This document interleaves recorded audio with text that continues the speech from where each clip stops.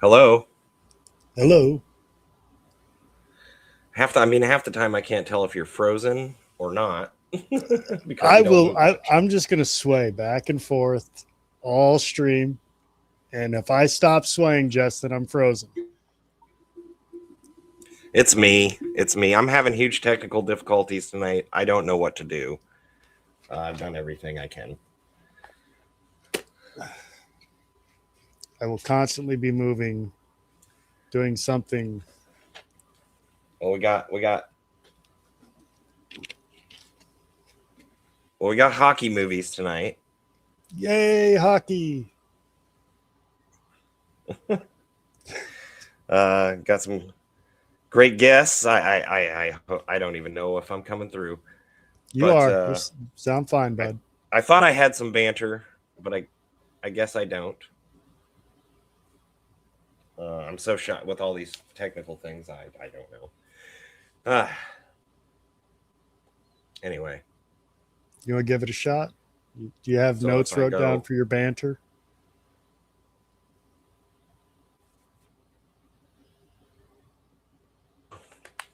I do. I just don't know if I'll get them out. So we'll see. Anyway, just in case if I'm going to start falling down here, I wonder if we should just go ahead and get our guests on. All righty. Oh, by the way, double fuck you tonight to StreamYard. They have caused all sorts of issues. Doesn't allow Kory to no longer be an administrator. They keep taking shit away from the free thing. I think half the problems is because of them. I don't know. They fucking suck. I've got to look for a new streaming service. I don't recommend them, even though their logo's in the corner, only because we don't pay for them. Double hashtag fuck the duck. Yes. Anyway, in no particular order,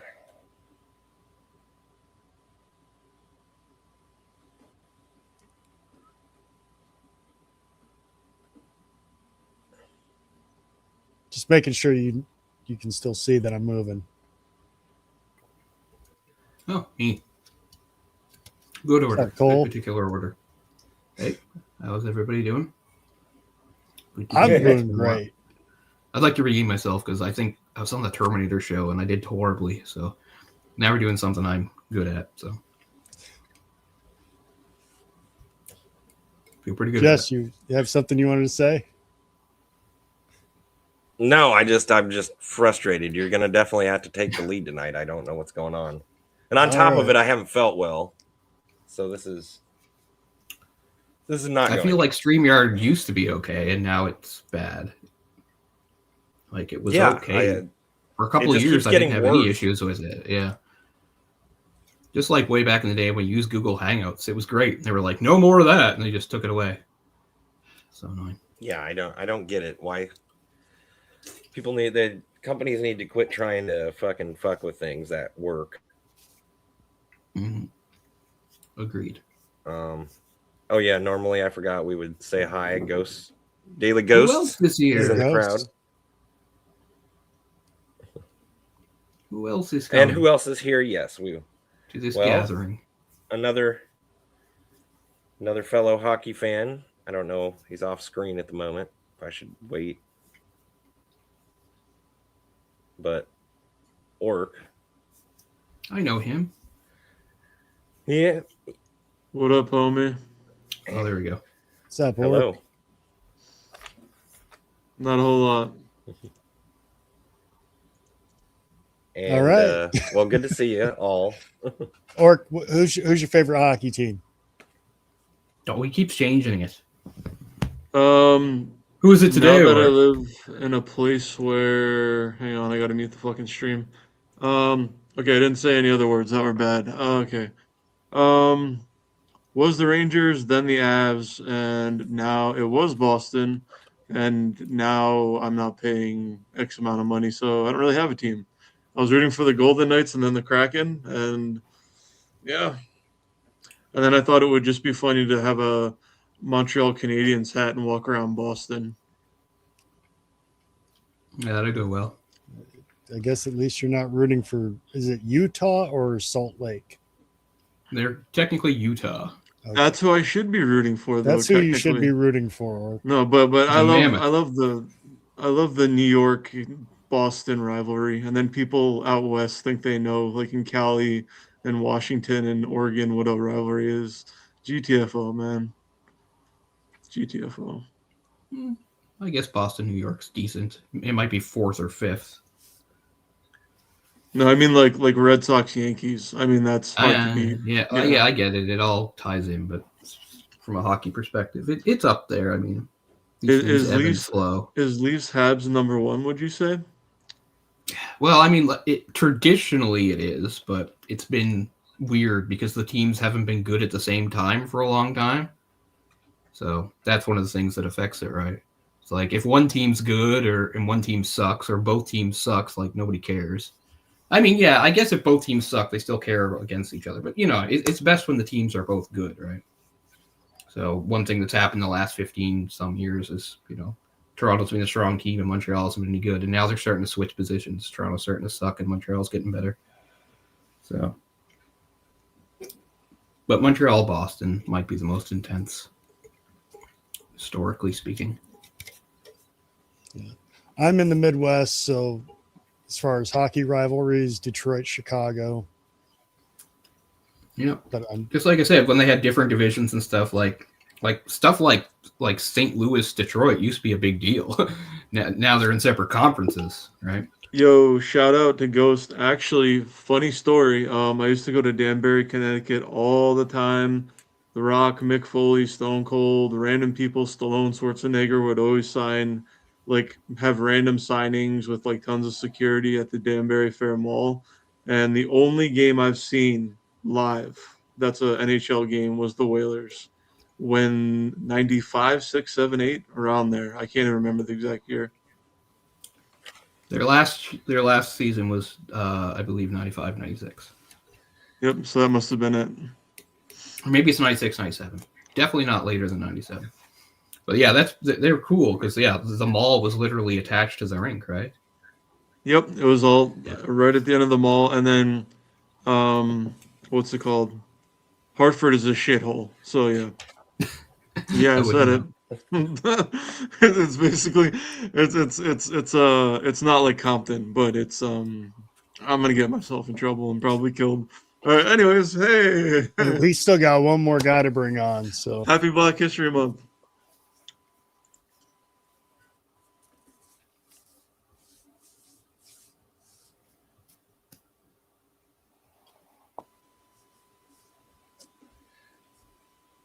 Jess. I think he's trying. All right, guys, we need to get a GoFundMe for Jess for a Starlink.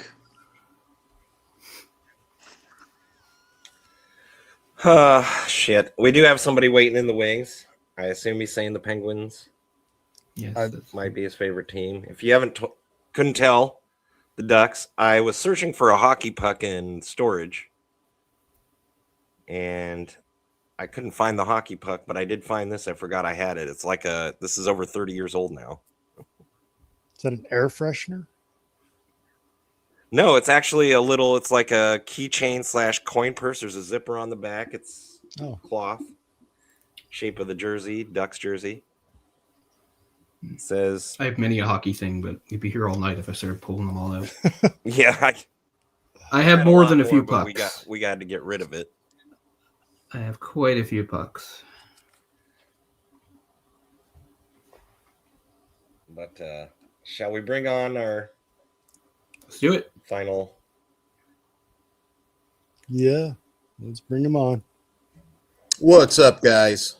Dan Shine. How you doing, bud? I'm doing well. I don't know a lot about hockey. I kind of look like a hockey player, I think, or a goalie. I don't know. I guess you look kind of like Joe Thornton with the beard. There you Brent go. Burns. Joe Thornton and Brent Burns rocked those beards. I Even more did. so.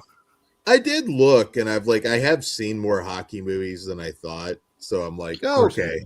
I know I've got you beat. I've got you beat in something. You definitely. I've definitely seen more hockey movies.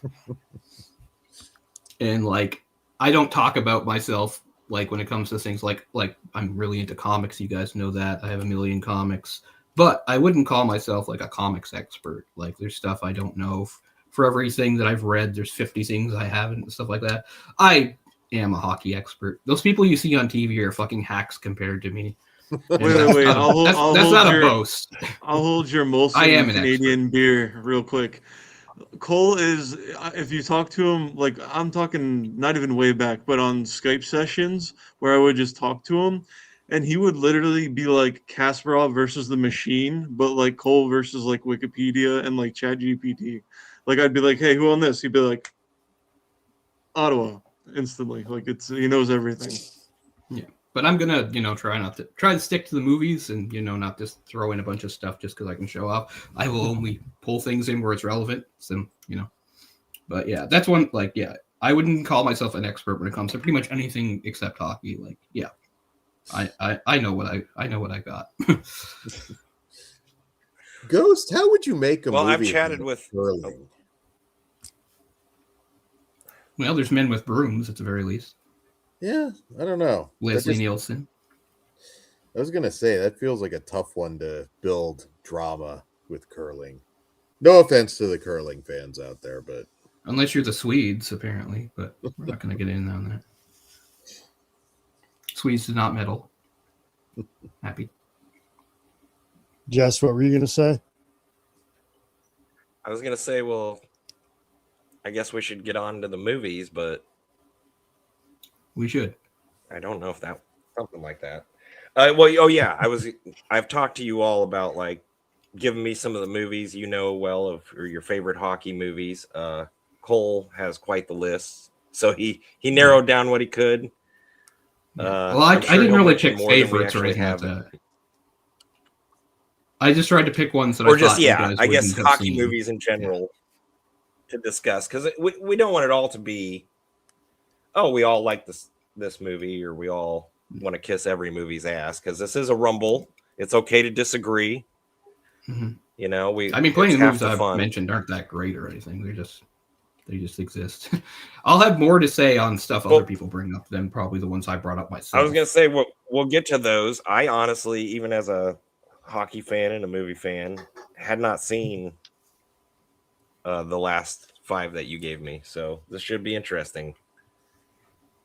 But we'll go ahead and we'll start with our first batch. And give me a second. I'm doing this all now. That's okay, Jess. I haven't done that in a while. I'd like to see Man with Brooms again. It's been a while. I know that one. Yeah, originally we were going to just do the Mighty Ducks franchise, and Dan did suggest that we do hockey movies in general to expand our horizons here. This is one of my favorite hockey movies. It inspired me as a kid to get into hockey, along with floor hockey and gym class. But this really is important to me. Love this movie. Spawned a whole new fucking NHL franchise. Yeah. I think it's the highest grossing hockey movie. No other movie can say that. I could be wrong on that. I believe it's the highest grossing as far as money. I figured. I forgot how much profanity is in that movie. 2 sequels, and didn't it? Wasn't there a couple like crappy TV ones? Maybe no. Well, there was an animated series. Okay, that had nothing to do with the movie. No, it was like alien ducks that played hockey. Yeah. And it did have, which we'll get into. We'll actually talk about it. I don't know if I'm the only one who's seen it. It did have a series a couple years ago on Disney Plus. Okay, that basically was a continuation of the movies. I saw a couple episodes. I lost interest. I think I saw the first 2, but that's pretty normal. That doesn't mean it's a bad show. That's just really normal for me. I'm not really a shows person. So I watched 2 episodes. They were probably fine, and then I kind of forgot about it. That came a little too late, They should have done it a little bit earlier. That would have been. I think nice. We all wanted at least some I'd sort rather... of epilogue to know like what happened to Mighty Ducks 4. Yeah. Because I was what like, you kind of get make out of the series? Is Banks going to be a player? You know. Did Charlie Conway go to the NHL? He did not know. According to the show, still don't he know. Did not. Darn it. I'd say Banks was the only one that really had a shot at the NHL. The others were all. Yeah. But anyway, yeah. So Mighty Ducks is a big movie, and it's funny because they used hockey for it because it kind of started the formula almost. Not exactly because you can see stuff like Bad News Bears and stuff like that, but it really kicked off sort of a formula of scrappy underdogs, that everybody writes off and then gets put together by like an unconventional weird coach so they can all win it all and stuff like that. Like it had some imitators after that, like the Big Green for soccer, for instance. Not nearly as successful, not nearly as good, but so I mean, I have to like several of those movies came out of this era because of this. Yeah. I mean, one thing I'll talk about when we talk about these movies is like how good is the hockey? That's part of it. Like how good is the choreography? Like I mean, well, the hockey's definitely really bad, right? Yeah, exactly, right. But I mean, so some people might think that might make me dislike it, but I mean, no, I get it. As long as it did like we said, it had such an impact. It inspired all sorts of people. It got them into the game, and that's a great thing. So for all the stuff it did, kind of lame and dumb and unrealistic, like I can let that go because in the end it's a celebration of the game and that's what I care about. So I know like with MMA and boxing movies the actual action is very unrealistic. Is hockey, for you knowing the sport well, is it better represented on screen with what you're seeing, or is it all kind of like bullshit Hollywood as far as the actual game? For the most part, yes.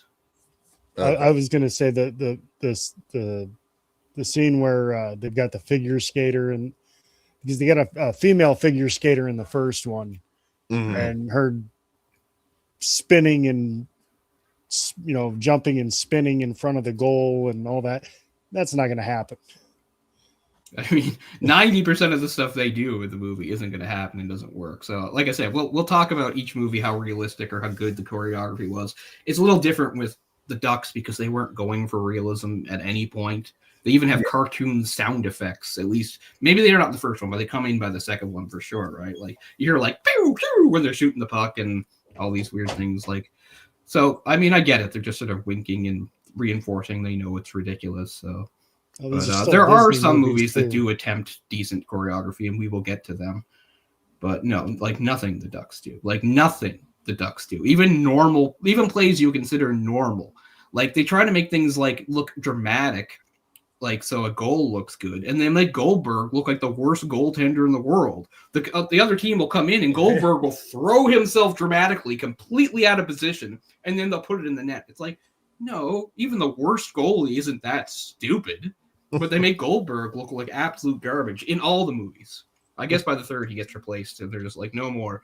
And I think, and the hero, is it Katie? They replaces him and organizing herself. Like they do their best to make her look more competent. They just took it way too far. Julie, so I mean, yeah, Julie the cat. Even little nothing plays. Yeah, Julie the cat. Julie, that's right. I was saying Katie. I should have known. Well, that question reminded me. I do have a buddy that is a big baseball fan out in California, and he doesn't like to watch baseball movies because of the right. Yeah. No, see, like I said, I accept it though. Like shitty choreography can bother me depending on the context, but the context for Mighty Ducks is it's all very goofy and silly and cartoony. So no, I'm not going to be like, no. Like, what's the point, right? Like apparently in the Mighty Ducks world, interference isn't a thing. They're constantly hitting people that don't have the puck. That's interference. That's a penalty, all sorts of stuff. Like, so, but it doesn't make me hate the movie. Yeah, there is definitely a lot of things that it's like, that would not be legal in Pee-wee hockey, Yeah. And not to mention, I didn't see one offsides call. Yeah. They just ignore that. If you watch hockey, then you get frustrated because there's like 50 jillion fucking offside calls in a game, and it stops the momentum of the game and it drives you crazy. But I mean, I get it. Even if you're going to be realistic, you're not going to be showing those plays. Even if you can have the most realistic choreography, but you're not going to show it offside. What's the point? It's not a dramatic play or anything. I'm just saying. I mean, if we're going for realism, then just don't show plays that are definitely in offside and have them not get called. That's what you have to do. Just make sure that they enter the zone properly. Otherwise, people watch and be like, oh, that should have been called offside. So they mostly seem to skirt that with the Ducks. I don't remember any blatant things that looked like a definite offside. They come close with their stupid flying V, but they're smart enough to give it to the guy in the front. Because if you don't, then it's an offside. And I guess I don't really need to say it, do I? That the flying V is fucking stupid and would never work at any level ever, to the point that in the second movie, they actually show how ineffective it is. But, I get it. They thought it looked cool and it had something to do with ducks. So, again, what am I going to say? I agree, but I love the flying V. Right. There's some roughness, maybe not direct fighting because it is a family movie, but there's a little more than you'd think. I mean, you got the Bash Brothers. Not like straight up fist throwing, but hockey is a lot. I mean, Fulton Reed's tossing the Hawks around quite a bit in that first one. Yeah, definitely some roughing calls that go missed. But Emilio Estevez, for better or for worse, this is what people know him for, right? He's Gordon Bombay. He's Mr. Mighty Duck. And what's funny is, like, when he took the role, he didn't even know how to skate. He didn't tell Mighty Duck Man. And then he started taking like private lessons so that he wouldn't embarrass himself too badly. He's better than I am. And I guess he does okay.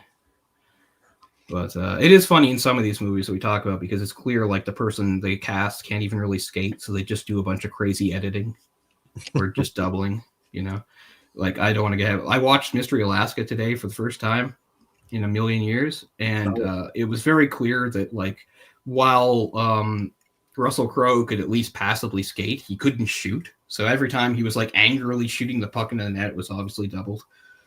And I mean, that's fine. Shooting was always the worst part of my game. I was a pretty decent player in my day. Save that, Cole. Save that. We got to get to it. Okay. We'll get to it. Imagine. I was going to say. Get there, I promise. Yeah, I know. I keep going on a tangent. I just meant he's just really good. I think he's believable. I like his character. He was a hot shot and he lost his passion for the game, became a cynical lawyer. I mean, that's all pretty good. I like it. Or what are your thoughts? Other thoughts around the board? Yeah, Mighty Ducks 1. So we'll get on to the. To be honest, man, it's been so long since I've seen the first two, and I remember like the third one is kind of like the third Major League, where it's like I just don't remember it. As where I was saying to Jess earlier, it's not quite that bad as the third Major League. Major League Back to the Minors is a hidden gem. Don't you talk shit about Major League Back to the Minors. Well, you're both wrong. Anyways, Scott Bakula is the lord of your asshole in Major League Back to the Minors. Okay, yeah. Okay, well, I have an OnlyFriends right now, so we're gonna say that. So you can be that if you want for only $9.99 a month. Yeah. A lot of passion for a direct-to-video Major League sequel, Kory. Well, much like Cole, baseball. I love hockey, but baseball is my sport. You talk shit about baseball. You should hear Cole. Cole. Save it for the summer. Oh, man. I'm not going to do it. I'm not going to do that, Oracle. You have to, Cole. I am not going to do Kory. it. Oh, man. No. Anyways, Kory and I are on the same side. We both love hockey, so we're on the same side. Mighty Ducks. But I was saying, Mighty Ducks, the third one, and then Major League 3. Mighty it's Ducks. Like I don't remember the third one as well, and it's not like TMNT 3, the live action film, where it's so bad that you remember how good it is, like for being shitty. But I literally, honestly, don't remember Mighty Ducks 3 or Major League 3 that well at all because I saw them. And then they just exited my mind. No, we're on the first one. Oh, yeah. Shit. Well, hey. I was going to say that. Should I just go ahead and throw the posters? First one. What happens? I can put up together. What happens? Yeah. Bombay. Is that Emilio Estevez? Yeah. Like you said. Yeah, he gets busted for drunk driving. And they give him community service. And they force him to be a hockey coach. He's like, I hate hockey because I have a painful past with hockey. And they're like, we don't care. You have to do it. He's dank. Oh, that's one of my favorite lines, though, when he's pulled over. The cop's like, blood, breath, or urine. Oh, no, thanks. I'm not hungry. No, thanks. I'm full. There's between the first and the second film, there's two parts that I get confused. When he said you're going to be skating them to the death, basically, and like they're like falling asleep in school the next day. Is that one or two? That's the second one. And then is the guy when he's sharpening the skates and he's watching it at home, the like old guy? Is that the first or the second one? That's also, I think, 2. All right. Well, I'm mentally challenged, not dropping the R or the hard R. And I like the first film. Yep. Dan, you got anything else you want to add to? I always enjoyed it when I was a kid. I forgot Jussie Smollett, of all people, was in the Mighty Ducks. Yep. That was something I forgot. But yeah, no. I mean, that's the only reason why I knew. We're jumping ahead again. Sorry, but is why I knew, because I didn't have like Nickelodeon, right? So I did not know, Mr. SNL. He's been on SNL for 1,000 years. Mm-hmm. People can't help me out here with his name. I don't watch SNL. Dude, I was just talking about part 3, and I didn't even know we're on 1. That's how fucking stupid I am. I know, and I'm jumping to 2 because I was trying to say, one? and now I can't remember his name. Kenan Thompson. Like, I didn't have Pete and Pete. I did not. Yeah, see, I didn't have like Nickelodeon, so like the stuff he's known for as a kid, like I didn't know any of that. I just knew he was a Mighty Duck, and that's why like he was a Mighty Duck once, and that's all that matters to me. Like I don't know what he did. He's like still I get on it. SNL. Yeah, that's what I mean. That's why I was trying to get people to get his name out. It's like he's been on forever. Yeah. Kenan Thompson, he's Russ in the second one, which is jumping ahead, but that's what I knew him for when he popped up on SNL. Like I didn't see his other work, but I knew he was Russ. So about a year ago is when I found this out. The guy who plays Guy Germain and the guy who plays Fulton Reed are actual brothers. Brothers, yeah. Here, I'll give you a good one when we get to the second one. But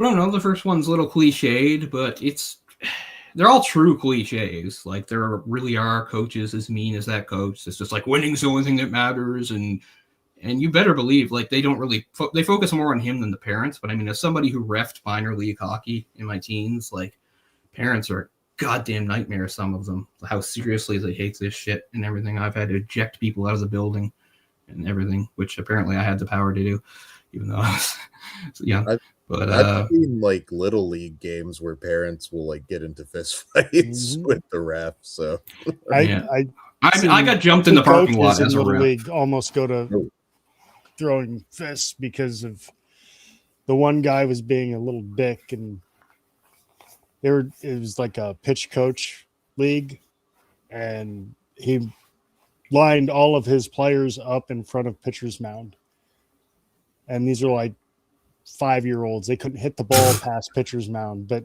he wasn't teaching the kids how to play their positions. So,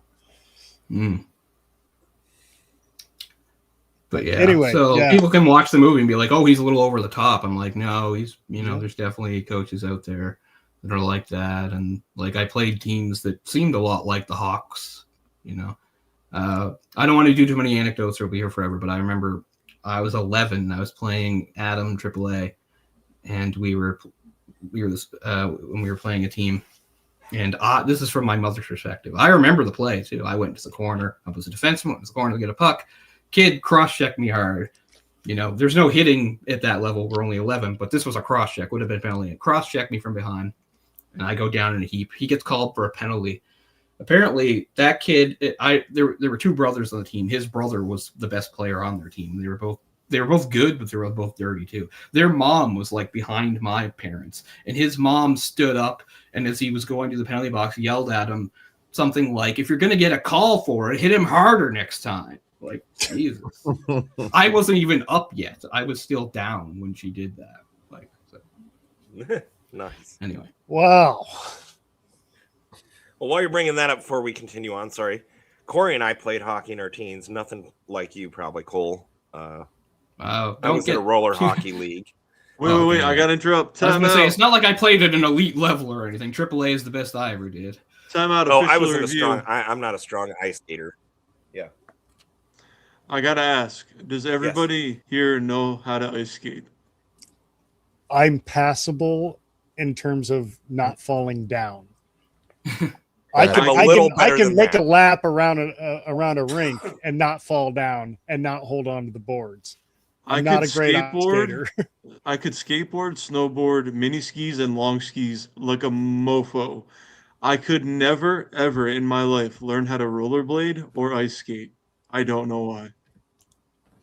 No, I don't. I mean, Cole, I don't know if you would back it's the me best up part on of my this, game. But if you can learn to rollerblade, you can ice skate. I think so. I mean, there are differences, but it's definitely transferable. I think I would say there's differences, of course, because I think one thing I've taught people how to skate before, and I need to teach you if you have hockey skates. I can't teach you if you have figure skates, because figure skating and hockey skates are different kinds of skates. In figure skating, the skates are more, they do cut, but it's more about gliding. In hockey, it's very much about cutting. You really need to cut into the ice. You really need to bend those knees and shift your weight. That's really one of the main things. But I mean, obviously I can skate, but I mean, that was the best part of my game, you know, I do not bad shot, not very good stick handler, not the fastest or the strongest, but I was very mobile, and I was a defenseman. You know, when you're little kids and you're being defenseman, a lot of kids couldn't even skate backwards. Like, I could skate backwards better than a lot of kids could go forwards at that time. So that the one part of my game I can brag about was my skating. I'm pretty mediocre at everything else, but I was an elite skater. I could not skate backwards. Jess and a friend of ours, Mike, spent I don't know how many hours trying to teach me how to skate backwards, and I could barely go forwards. So, well, I had a nice wrist shot though. So, yeah, probably better than mine. In hockey circles, honestly, my slap shot would have been referred to as we described as a warm breeze. So my thing when I got older was to, like, if I had the puck. Yeah, again, I was a defenseman, so I had the puck inside the blue line, and maybe it had an opening for a shot. I'd wind up for the big slap shot, freeze some guys, pass it over, do the fake shot, pass. I did that all the time, just pass it off, because I was like, nope, that's not going to work. Hey, if it works though that way, that's what you know. I mean, we didn't play the same teams often enough for people to catch on, so I could usually trick people with it. I mean, my teammates knew I was probably not going to shoot. I'd have to have a really good position. I'd have to be really close, which, you usually aren't as a defenseman to get a shot. I scored about 1 to 2 goals a year, usually kind of fluky. I'd shoot them and they'd bang off somebody's foot or something. That was my thing. I was a defensive defenseman. Well, you wouldn't tell by looking at me, but I was an aggressor. What were you going to say? I was just going to say, was there more to what you were going to say? No, we need to get back to the movies. I just wanted to bring up that we did have our own little era of playing hockey ourselves. And hey, I'm undefeated as a hockey coach. Nice. I coached my team up in the league in the Quad Cities. And our coach wasn't able to come, and we needed a coach at that point. So Kory stepped in. We were teenagers. Him and my older cousin Isaac, who was 18, so he was technically assistant coach and coach, but Kory ran it because he knew hockey, and we won. I probably could have done a decent job of coaching. No, it was a tie. It was a tie. It ended in a tie. I went the ref route. That way I got paid. That was my first job. Full of sleep. I Montreal Metros or Boston Raiders? Either. I feel like I've heard of the Boston Raiders, but are they semi-pro? I think they're mentioning heated rivalry. If anybody knows what that is. Is that new show on HBO Max? I didn't hear it, but I might have. It's a show that, I guess it's HBO Max in the US. It's on Crave here. It never occurred to me that it would become a thing, like Americans would even know about it. But I guess the two leads were at the Golden Globes, and everybody knew about it, and everybody was talking about it. I was like, wow, you're all talking about this hockey show? Like, suddenly you care? It's really weird. Like, and again, I watched like the first 3 episodes. I was like, yeah, pretty good. And then I just sort of stopped. I mean, it's not just about hockey. It's like a romance thing. It's about closeted gay hockey players that fall in love, and so it's a queer romance, blah blah blah, with the backdrop of hockey. And since they can't use the legal stuff, instead of being the Montreal Canadiens and the Boston Bruins, those are the names of the fictional teams they play for, since they don't have any of the NHL licensing. Again, I watched this. Oh yeah, one of them's Russian. Like, they're both high draft picks. One's Canadian, one's Russian, and then they have this secret romance, and I guess it's pretty good. It was based on a series of books I hadn't actually heard of, but yeah, I was just super shocked when I found out like that it was a big thing and that like Americans knew about it. And I was like, I had no idea anybody outside of Canada had any idea what the show was. But I guess it kind of blew up.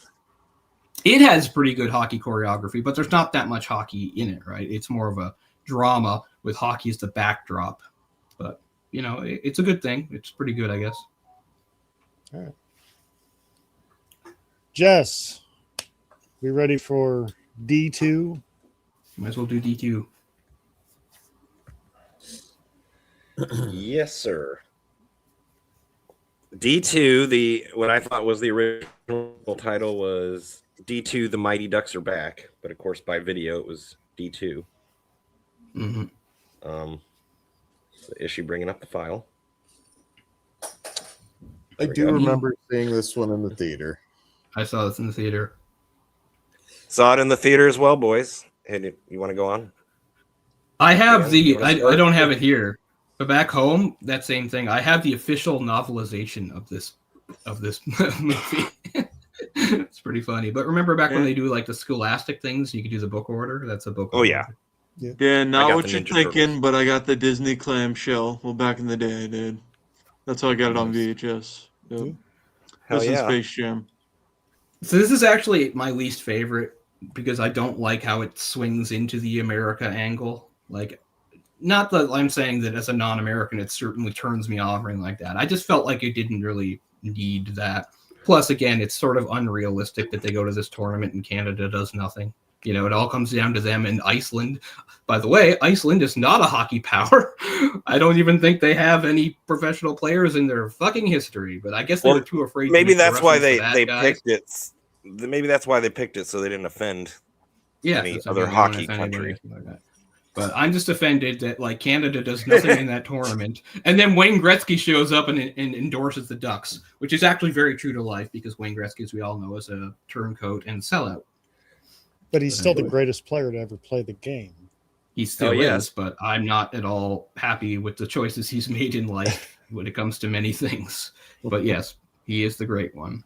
But that movie's almost a little microcosm of the American turncoat he's become. Because there he is. Go Ducks, go USA. Fuck off. Did he jump to an American team, or? Of course he did. You didn't know that?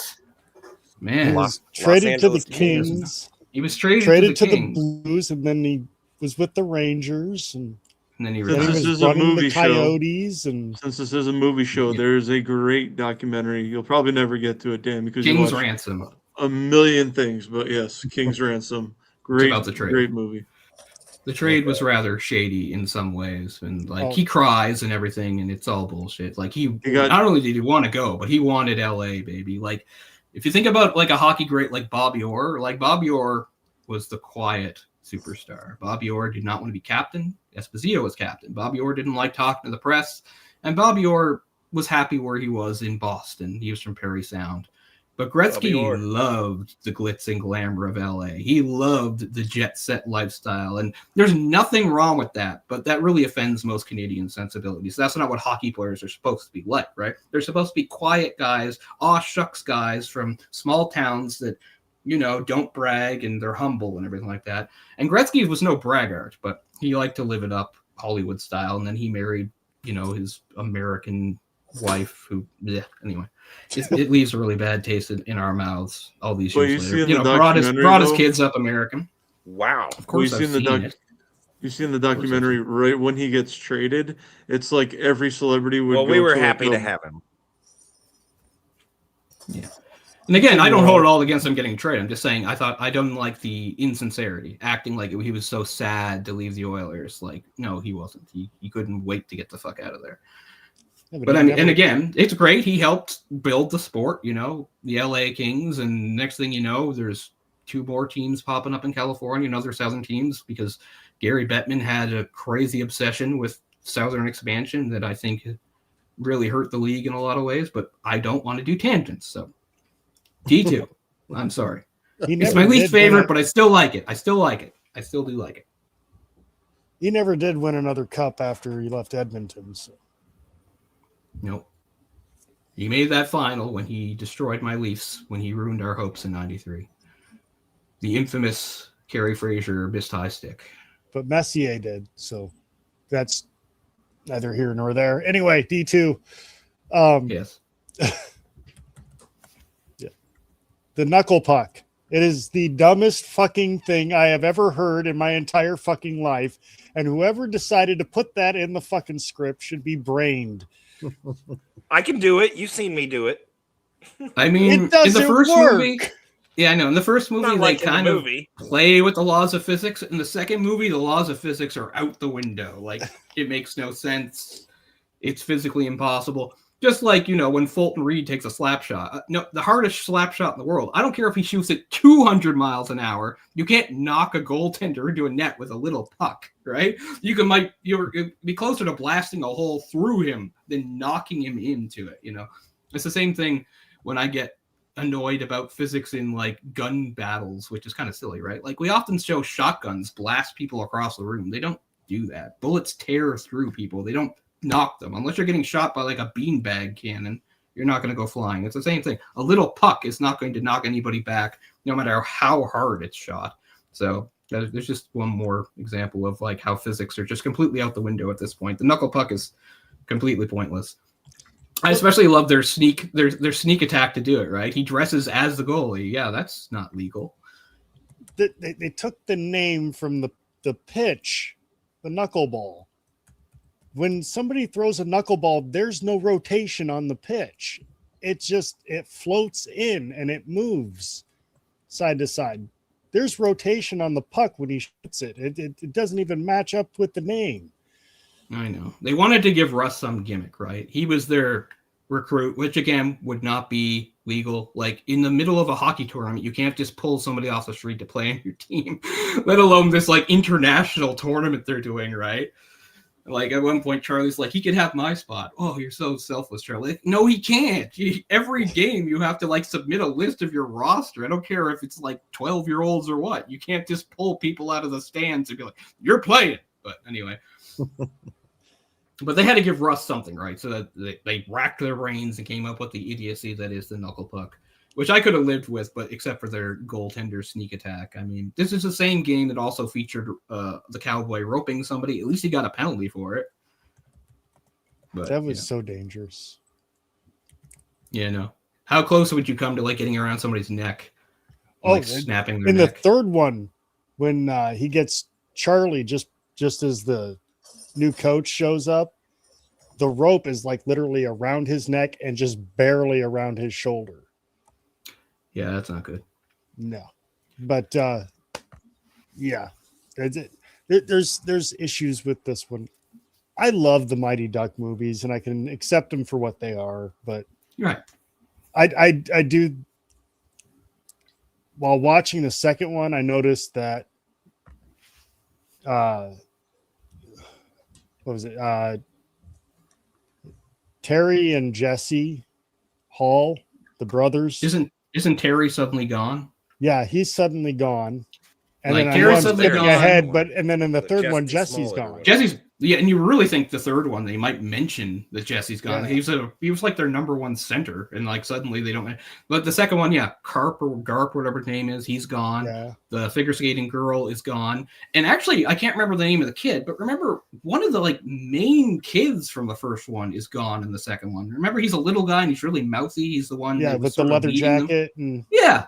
I can't remember his name, but like he's like one of the main characters. His name was Pete, and he's just gone. I don't remember who played him. Yeah, he's gone. Like half the original Mighty Ducks are gone. Yeah, so even I could remember that. Like before I became the joyless adult I am now that has to nitpick everything. Even as a kid in the theater, like I noticed the continuity of about 4 or 5 of the Ducks just not being there, and they don't even have like a line to explain why they're not there. But at least, and it gives them room to, get their new recruits. Yeah. But what we got? We got Dwayne the Cowboy. I liked it. I don't know if I it's ridiculous, but I love it. I still like it. I'm just saying some of my least favorite. I saw this in theaters, and for a long time, I think it was my favorite. That's probably changed as an adult. But did anybody else I had a lot of fun laughing when the kid from Trinidad Tobago scores the goal and they're like celebrating and banging their drums and shit?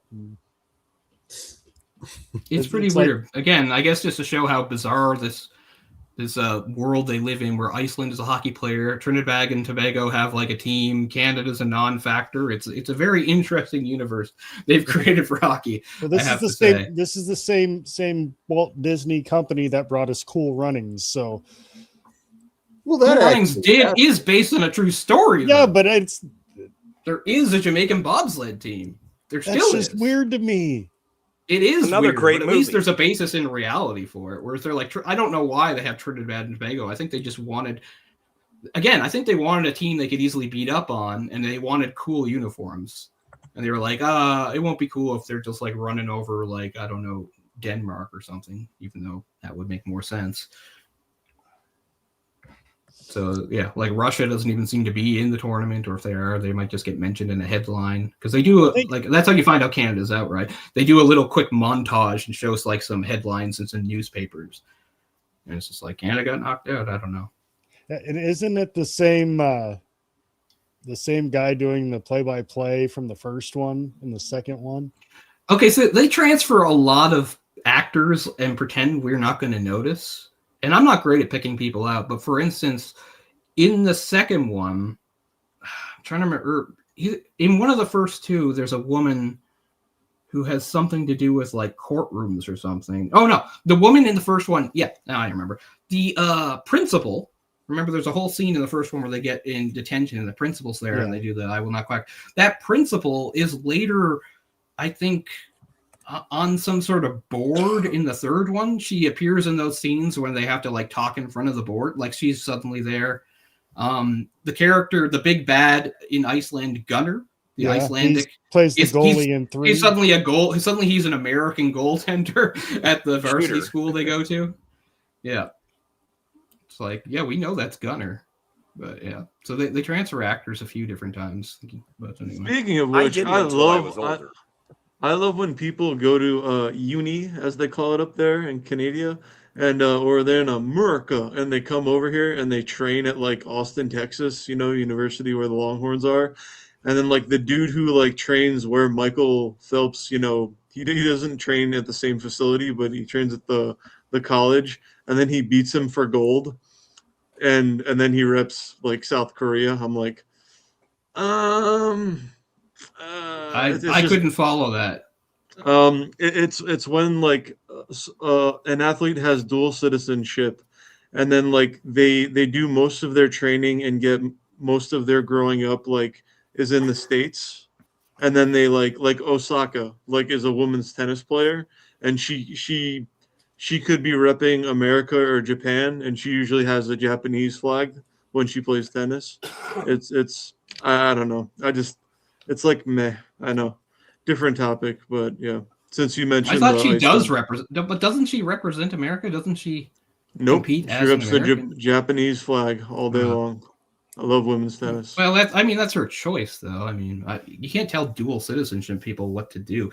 At least they're not like there's people that do use little technicalities so they can do things. Again, I want to rip on it. Like Brett Hull's a big American star and helped them win in '96. Brett Hull's just a Canadian that didn't get picked for the Olympic team in '88, got pissed off about it, so used the technicality that technically he was an American citizen, although he wasn't born there, and repped the U.S. ever since. That's fine. We didn't need him. You can have him. But I'm just saying. Or how about, I remember a couple of Winter Olympics ago, there was that woman from California who was able to use some sort of technicality that her grandmother's from Hungary so she could join the Hungarian Olympic snowboard team because they didn't have anybody. And she just went and made a joke out of the Olympics. They were supposed to do half pipe, right? And the way she could place in competitions was they technically don't dock you points for not attempting tricks.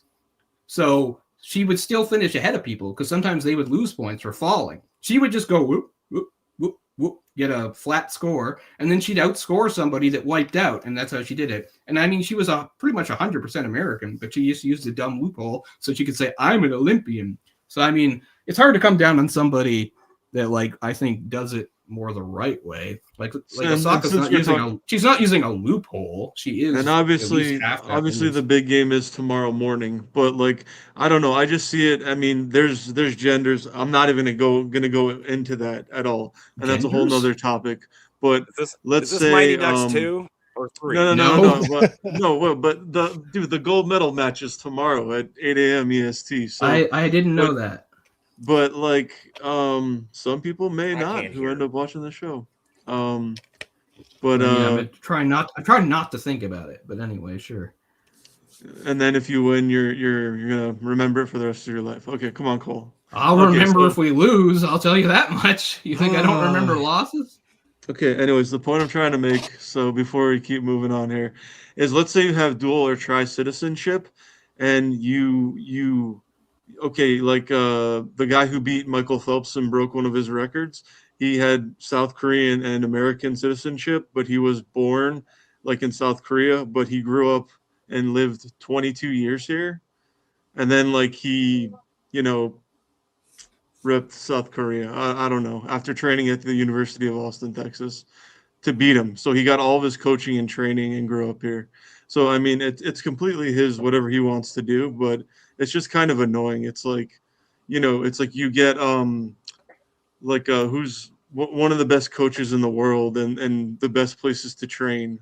Like it's like training with Khabib or something, and then being like, well, I mean, that's actually how the Hughes brothers did it. If you want to flip it again, like the Hughes brothers, two of them are, they're American, but all their training was in Canada.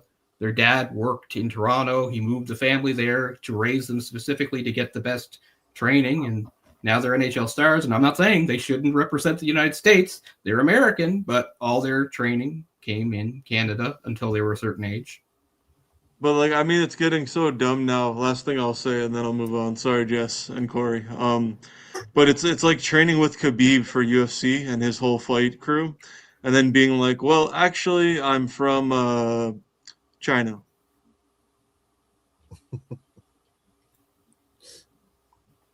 China.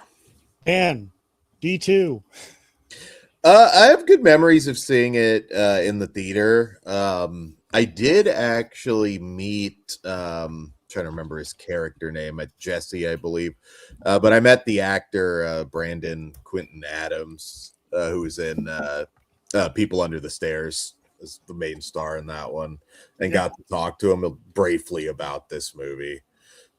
Cool guy. It's been years since I've seen it. I wish I could have revisited it, but I do have good memories of it, not knowing anything about the actual sport. Well, speaking about actors in that movie, so Porter, the new guy they brought in to be the other Bash brother, his name is Aaron Lohr, and do you guys remember the movie Footloose?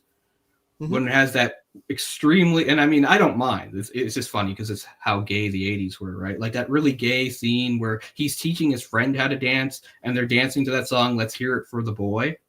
Remember that? Let's hear it for the boy, Have you ever seen the music video for that song? Okay, so look up on YouTube the music video for that song. I can't remember the name of the artist, but young woman singing. It's her singing, and it's a little boy. He's like 8 or 9 years old in like an old tux and tails, and he's dancing and he's adorable. That's him. That's Aaron Lohr. That's Porter. It's pretty funny to think that because he's this cute little kid dancing in a tux, and then about 7 or 8 years later, he's the Bash brother smashing people around and doing the slapshot striptease. Fun fact. I didn't realize that till a couple of years ago, Cole. But yes, that was a trip finding that out. Fun fact about Footloose: I'd never seen it before, and it was at the Denver Film Festival. And my brother got tickets to get me in. He was worked at many movie theaters. Anyways, besides the point, I saw the movie for the first time, Footloose, in Denver, and then Kevin Bacon did a speech at the end, or he did like a little short Q&A, and then like I was like, okay, that was a fun movie with a great soundtrack. Is it Kenny Loggins? Yep. Yeah, and then I was like, Tremors is awesome, and I was like way up in the back, and he was like, yep, and he like waved to me. It was pretty dope, but yeah, it was a fun experience. Good time. I don't go to all these cons and conventions, so it was good to see him in person. But yeah, the bacon. All right, Jess, any further comments on D2? The Mighty Ducks. Like I said, the D2 the Mighty Ducks are back. I loved it in the theaters as a kid. It was probably the most rewatched one when I was younger, and as an adult, I don't know. They all three kind of just all have meaning for me. I love them. I think they're great family movies. Watched them with my son a year or so ago, all three, and we had a good time. I just want to point out that because of the characters of Fulton Reed and Dean Portman, us hard rock and metalhead fans, we had some fucking representation finally. So it was nice seeing Guns N' Roses t-shirts and Megadeth t-shirts in a fucking Disney movie. I think that is fairly realistic when it comes to a lot of hockey players. A lot of hockey players are that guy, That's not like they didn't just make that up for the movie. I think that is a sort of established trope within hockey culture. A lot of them are like, metalheads and hard rocking guys. Like they have that personality for sure. Yeah. I mean, yeah, there's a lot of hockey players that are boring and like country music, but not all of them. Well, no, we went to a Ducks game in California. Me and my buddy Chris, you've met him, Kory. Went to the Ducks game right before I moved back to the Midwest, and he was amazed by because he'd never been to an NHL game. And he was amazed by the music playing, which was what you guys are talking about, more hard rock and metal stuff than what you'd hear at other sporting events. So he really enjoyed that part of it. See, I didn't really know that. I just thought that all sporting events were like that. As someone who just grew up inundated in hockey, I was just like, I didn't go to other stuff very much, but I just figured this is what they do, isn't it? They blast "We Will Rock You" or "Machine Head" or "Welcome to the Jungle." That's kind of what I expected. Not as much as they should. As much as they should. Oh, I'll say something really weird, really quick. I'm sorry. I really am. But I know this would be a little before your time there. I mean, a little after your time there, Orc. But I've noticed, and it's weird because it's not like I get to watch Colorado Avalanche games very much. Where I live, it's a crapshoot what I'm going to see. But I have noticed for at least the last 6 or 7 years that if you're watching a Colorado Avalanche game in Colorado, in Denver, there's always a point in the game around towards the end of the second period where they will play All the Small Things by Blink-182 and the entire arena sings along. I have no idea how this became a tradition. Blink-182 has nothing to do with Colorado or hockey or anything, but they do it.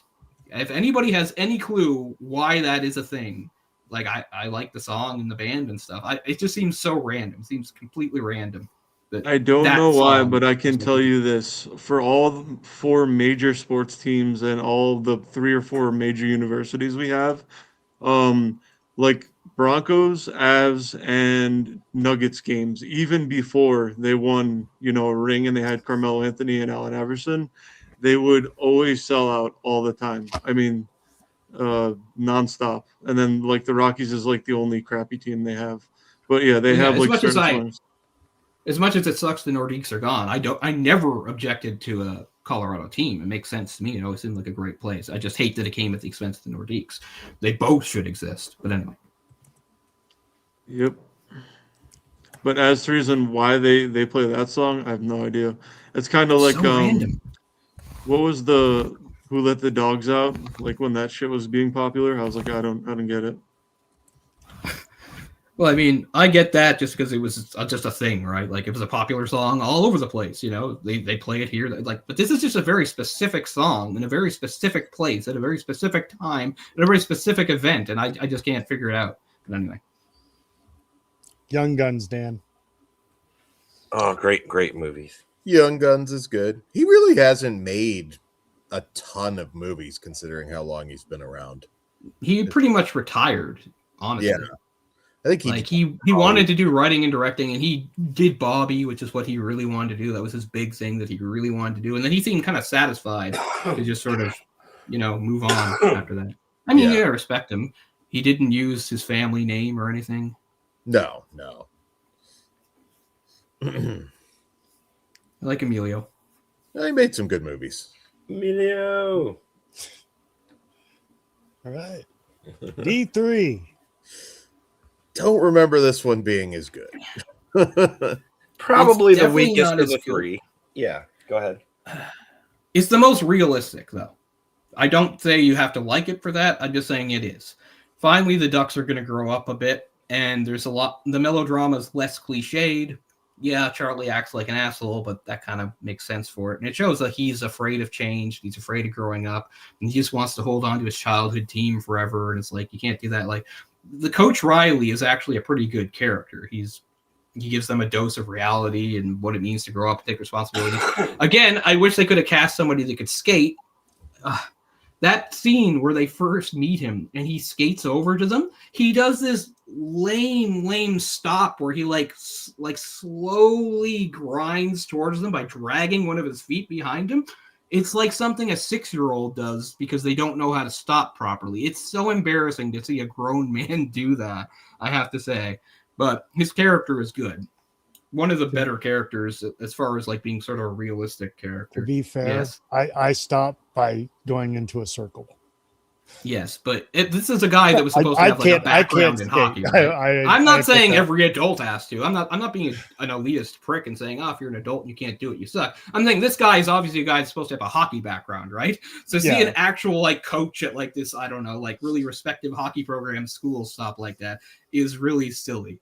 But yeah, I mean, I get not everyone's a great skater. I'm just saying for that character, it doesn't make any sense and it makes him look ridiculous. Like the team would actually burst out laughing if in real life if they saw their coach skate over to them like that. But he is a good character. Like I said, he gives them sort of a dose of reality and says, you know, your stupid trick plays don't work and you got to focus on defense. Like one of the things that always annoyed me as somebody who's detail oriented and into the thing is like I couldn't even tell who plays defense on the team. I could tell who some of the forwards were because I'd see them take faceoffs and stuff, but it seemed almost interchangeable. Like Fulton seemed to be a defenseman, but sometimes he was up in the play and I couldn't figure it out. So they were never very clear on who played where. Except, you know, they're a Goldberg's the goalie. We could figure that much out. I mean, clearly Charlie, Banks, and Jesse for sure were forwards. After that, it gets kind of dicey. They're kind of all over the place, but anyway. D was a forward because he was a part of the original Oreo line in the first one. I forgot about that. It was, yeah, one of the kids is like, what is this, the Oreo line? I guess it's supposed to be almost low-key racist. It's interesting. I mean, I guess it's a good catch, actually. I mean, it points out some of the toxicity in the sport. You know, they couldn't go full, you know, as bad as it used to be. I mean, I grew up in that culture. It was pretty bad. I mean, well, and honestly, weren't they like the villains saying that line? So yeah, they were. And I'm saying it was kind of good for them to like show at least a little glimpse of like how toxic the culture could be, especially back in those days. Like I said, I'm practically the same age as most of the Ducks. You know, a couple of them are the same age as me. A couple of them are a couple years older than me. You know, if they were in Pee Wee in '92, that means they were about 2 years older than me. Hey, Cole, Acres of Movies wants to know if Youngbloods is accurate to the culture. In some ways. It's been a long time since I've seen Youngblood. I figured someone was going to bring it up, and I'd be like, I can't remember it. It's Rob Who's Lowe. in that movie? Rob Lowe is the isn't main guy. All I can remember is like the trivia of that is like, again, Rob Lowe. And this is nothing against Rob Lowe. He's an actor, not a hockey player, but his like double in that was a professional player named Don Biggs, who played in the old IHL back in the day and was actually a really good player. Never made any mark in the NHL. But I remember him because he would have a son named Tyler, who the Leafs would waste a high draft pick on about 20-some years after the movie. Your son was nowhere near as good as you, Don. But that's Don Biggs doing all the cool, fancy moves that you see the Youngblood character do. A smallish player, about 5'8". Yeah. But I can't remember Youngblood. It was one of the ones I was trying to find today to watch, but I forget so much of it. So I can't say much about it. Jess, what did I tell you? Somebody was going to say something and it triggered in my head. I didn't even think about that movie. And I didn't either. And I don't even remember if I've watched it, which is weird. It's got Keanu in it. I have it and I haven't watched it. Yeah. And Keanu, being Canadian, had played hockey growing up. I know this. I was telling Kory a story earlier, which I don't want to get into the whole spiel because it's kind of long. Just give the abridged version. You're allowed to. I've already done tangents after I promised not to, so you're certainly entitled. A friend of mine is actually very good friends with Keanu. Is he called? Awesome. Yeah, Reeves. Mr. Reeves. Well, he has another name, but I'm not going to get into that. Kenny Funk. He used to manage Dogstar, Keanu's band. Yeah, I remember the band. So with River Phoenix, right? No, I don't think that was after River Phoenix died. Actually, it was after, wasn't it? Yeah, Okay. Yeah. So he managed that band in the 90s. So he's very good friends with him. Played hockey with him. And long story short, I think at one point I was asked if I had played hockey, and I said yeah, but like because they're always looking for extras, and I just couldn't. Oh, that's I bring myself. Because, well, I didn't want to. I would have made an ass of myself if I was. Yeah, I get it. I'm just thinking, which was me. I know. I was like, oh god. You need to call in a favor so we get to see Jess Graham fight John Wick. You know what I hate to admit? Speaking of like celebrities, you know who's actually a pretty good player? And again, I say pretty good. I'm not saying could go pro or anything, but who I've seen play and does not disgrace himself, Justin Bieber. Justin Bieber can actually play pretty well. I was not aware of that. He's Canadian, isn't he? He is, but that doesn't necessarily mean he's automatically good, you know. Damn, Kory. That's just like going up to a black person. I don't mean this in a bad way, but hockey is Canada's sport, so I would expect him to know how to play hockey. Yeah, I know. I'm saying more than that. He's actually pretty good, like from what I've seen. Again, not saying like, oh, he could have gone pro. Like, no, but I just mean he's certainly better than you might expect him to be because, you know, you can make fun of Justin Bieber. He's this soft little pop star bouncing around. But I mean, no, pretty good hockey player. But sorry, I kind of took us off the movie we were on. I don't know if everybody got to talk about this. Saw this in theaters as well. Still liked it a lot. Thought it was probably the weakest of the trilogy at that point. But again, now I think they're all equal in their own way. I enjoyed the pranks in this one. Yeah. The shaving cream and then the fire ants and the freezing the clothes. I thought that was kind of funny. Yeah. And even though it's the most realistic one, there's still all sorts of things that don't make sense. But anyway. And Jess, I'm reading this comment by Makers of Movies. Who would do a better Wayne Gretzky biopic, Scorsese or Nolan? I'd say neither. Give me Kevin Costner. I want Kevin Costner directing it. And he hasn't done a hockey movie. Out of all the sports movies he's done. I've wanted to see him as like a coach in a hockey movie the last decade. Costner? Yeah, he could pull that off. I think so. He's got that grizzled windburn look that makes it look like he's skated, even if he hasn't. But he can only do that after he does the biopic on the 2016 Cubs. Fair enough. I mean, baseball is his thing.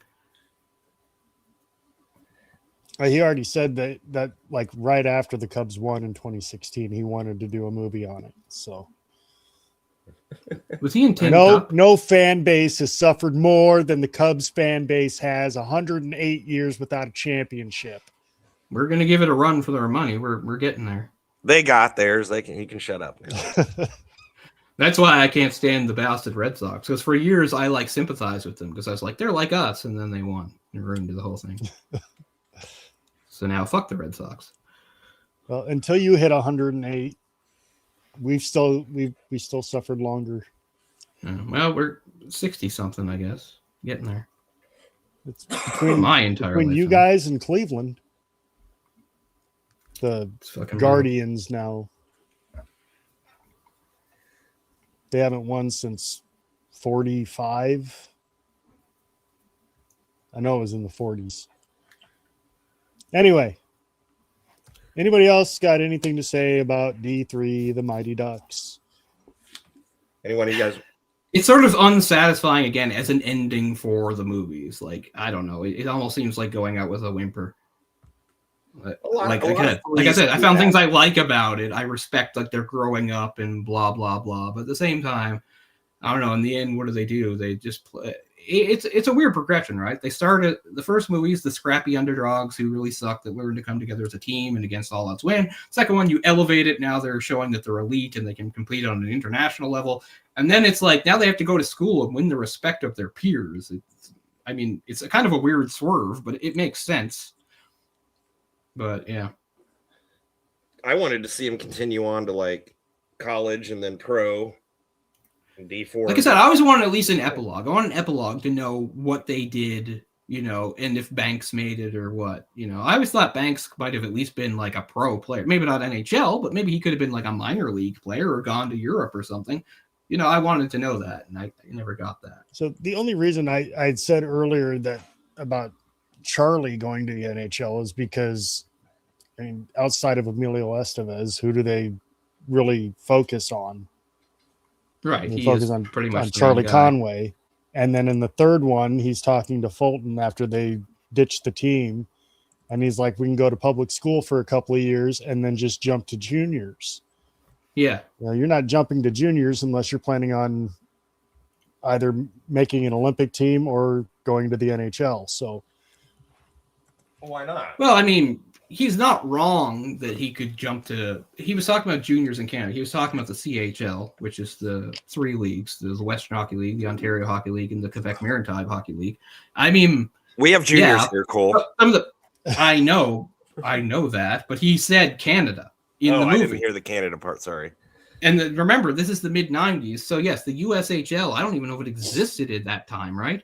The juniors have come a long way in the U.S. Back then, if you played in a U.S. league then, you weren't getting drafted. You weren't going anywhere. Nowadays, the USHL actually has pumped out even some NHL stars. But back then, no, not at all. Basically, if you were an American, you could either, go, like you said, play major junior, or you could just go to some prep school and then jump to college, because that's the difference, right? Like, American college hockey is more elite compared to Canada. There's no such thing as an elite Canadian college hockey team, so we don't do athletic scholarships. So there's a small handful of people that played Canadian college and actually made it to the NHL, but that's pretty fucking rare. But yeah, so what Charlie said in the movie was we could go to Canada to get into juniors, and that's not completely unrealistic, because when you look at those leagues, yeah, they produce some of the almost all the best stars come from there, at least the North American ones. But it's still a big league, and there's tons of players that, that's the best they'll ever do. Some of them don't even go on to be pros. If you could play 3 or 4 years in the one of the CHL leagues, and it doesn't necessarily mean you're going anywhere. It means you're pretty good, but still, not everybody's going to make it. No, not everybody's going to make it, but that would be the whole point of going, is to try and make it, right? Yeah. Well, and just because you want to keep playing. What he was basically saying is, I don't like this environment we're playing in. He's saying, I don't like this school with its stuffy rules and not let me have my way. We could go play in juniors in Canada. Like, it is a little bit of a fantasy, because things wouldn't be too much different there. He'd still have probably a hard coach and everything, and people tell him to fall in line. It's just a little adolescent fantasy on his part. But as far as like where their level's at, I figure they probably would have been good enough to play juniors. Maybe not major junior, maybe junior A, which is the level below. I don't know. There's a lot of levels to this shit. Hey, Jess. It's hard to understand exactly where the Ducks stand talent-wise, right? But if they're at an elite prep school in the late 90s, that's still pretty good. It's not as good as it would be now, like Shattuck St. Mary's, which is where Sidney Crosby went before he went to the Q. Jess, what year did this movie come out? This is 96, right? 96? That sounds right. I don't know exactly. So you and I seen this in theaters together. Were we together in this one? Yeah. Okay. Yeah, because I was in junior high. It kind of followed us up from elementary to high school. And yeah, junior high one I remember with another. So yeah, D3, we saw it together. Yep. 96. Very cool. I forgot about that we were together. I couldn't remember that, but I knew I'd seen it in theaters. Together as friends in the movie theater. Well, we weren't making out or anything, no.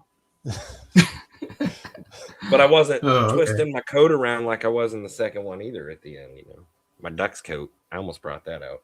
I had like an old starter pro player jacket. Like I said, they try to really make it realistic. It's like, what is it? It's like a 0-0 game till they finally get a goal at the end, right? Because it's like, they're going to show that we know how to play defense. And again, could a goaltender just suddenly become a defenseman? No. Especially not if their goaltender was fucking Goldberg. He wasn't even good as a goaltender. You think he's going to be good as a defenseman? But, it's a movie. Yep, Tulsa Oilers. Dan and Orc, any final thoughts on this third one? I know Orc had jumped ahead on the first movie and talked about this. This is Mighty Ducks 3, correct? Yeah. Correct. Yeah, I liked it, but I only saw it once or twice, if I recall correctly, and that's all I got to say. Dan? This one is kind of mediocre. It doesn't have like the wild moments the other two have, right? It's more, again, toned down, trying to be grown up, which is fine. Yeah, nothing really stands out about it, and it's not a great way to go out, but I fully expect this will get rebooted again at some point. All right. Pedro Pascal probably playing the coach. Oh, we forgot about Averman. We should probably say something about Averman. He was a fun player. Yeah, I was going to say Chris Jericho's dad played for the New York Rangers. Last thing I actually want to say about this is it's not so much. Who was his dad? I don't remember what his dad's real name is. Oh, I was going to say it's not Jericho because I would remember a hockey player named Jericho. But yeah, that's just a stage name, I guess. But last thing I want to say about anything to do with the Mighty Ducks right now is I highly doubt the owners of the actual franchise now would ever see this. But if they do, fuck you motherfuckers. Change the fucking name back. Nobody gives a shit about the Anaheim Ducks. We want the fucking Mighty Ducks. At least they got the logo kind of back. Yeah. Disney sold it though, right? Disney sold it. Fucking sold it. Fucking morons. And I mean, the first year they were the Ducks, they won the cup, their only cup. So maybe it was something. Once they became the Ducks, they won the cup. I care. Okay. What do you mean? Grover! Kory in with the save. Ted Irvine is Jericho's dad. Oh, Kory from S'mores and Doors. Hello. It's going back a lot further than I thought. Yeah. Okay. What's up, Kory? What up, Kory? Well, and my last thought, because I brought it up, and Cole already kind of talked about it. He watched a couple episodes, but I watched both seasons of it. There was 2 Mighty Ducks Game Changers. Definitely didn't get to the second. I really enjoyed the first season. The second season does fall, and that's kind of Disney's fault. And Emilio didn't come back. That didn't help for the second season. And they've completely stripped it off its streaming service like right after that too, so they don't have to pay anybody. Oh. So I guess it didn't get enough. I love the show. Was Julie on it? They all. I don't know. I think she made a cameo. A lot of the players, or some of the players, made cameos throughout the seasons. Yeah. Some a couple. The other girl, the original girl. Like, I feel bad for not remembering the actress's name, but she was like so pretty back in the day. I'm not trying. Connie. Yeah, Connie. Connie was super pretty. I remember that because Dwayne. I'm coming, Connie. Yeah, I was just always annoyed as a kid that like had a crush on Connie that she was like kissing Guy. I was like, I'm gonna barf. Guy, get away from her. Guy wasn't a bad guy. I was just jealous. All right. Well, let's get a little edgier, a little more grown up here. Oh, okay. Slapshot. Next to the Mighty Ducks, this is my adult. I didn't watch it till I was an adult. Fell in love with it almost instantly. This is my favorite hockey movie next to my Mighty Ducks movies. Slapshot. Classic. Oh my gosh. I think a lot of people consider it maybe the best hockey movie. Yes. I mean that the whole cast is fucking great, and obviously the Hanson brothers are the Carlson brothers. That's right. Played in the WHA. Yeah, awesome. So again, I don't want to bombard everybody with a bunch of facts, but the movie is based a lot on reality. I think the screenwriter, her brother had been a minor league player, and he had all these stories about playing in these places, and that's really where it comes from. And some of these players that did play in the WHA, which was a short-lived league in the 70s that was a rival league to the NHL, that signed away some really big stars like Brett Hill's Brett. Yes, Gretzky played his first pro season there as a 17-year-old. The Oilers originally were a WHA team. So when the WHA folded in 79, 4 of the teams got absorbed into the NHL. Those were the Oilers, the Whalers, the Nordiques, and the Jets. They were all originally WHA teams. The WHA existed from 1972 to 79. It had a whole bunch of teams that folded and didn't survive. Only about 4 or 5 of them were there from the very beginning to the very end. Some teams folded in the middle of seasons. It's crazy, and the whole idea was the idea of introducing hockey to all these in-between places in America. And again, it really forced the NHL to change certain things. They made a big splash by luring Brett Hull's dad, Bobby Hull, who was the biggest NHL star of the 60s, over. He signed $1 million contract. He was the first hockey player to ever do that. And of course, Gordie Howe very famously came out of retirement to play in the WHA so he could play with his sons. He played with his sons, Marty and Mark, for the Houston Aeros. And as even well into his 40s, he was ripping the league up again. So this wasn't the best league in the world, but it was probably the second best league in the world. It also was responsible for bringing probably the first wave of European stars. Now, some did bypass their income. For instance, for the Leafs, Bjorn Salming, the Swedish legend, he did not go to WHA. He did play in the NHL. But a lot of his countrymen were in the WHA first. So anyway, my point is what you see in Slapshot is a lot like a lot of those minor leagues and the WHA, in that they were like the fucking Wild West on ice. Like what you see in Slapshot is not very exaggerated. It might be slightly, but not by much. Like it was a big selling point in these places where people didn't really know hockey. What made it different was the brawls and the violence. And, that's really the focus of this movie, right?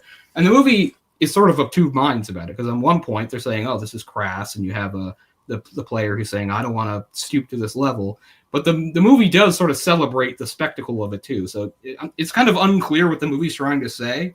If the violence is too much and it's tainting the game, or, well, yeah, but it's fun. Like the movie, I get it. It's not a movie that's supposed to be about messages. I'm just saying if it is. I was going to say, maybe it doesn't have a message and it's just saying what it is, both things. Yeah. One of the ironies of the movie is when they're talking about playing a clean game and getting away from the goon stuff, they start saying, yeah, old time hockey.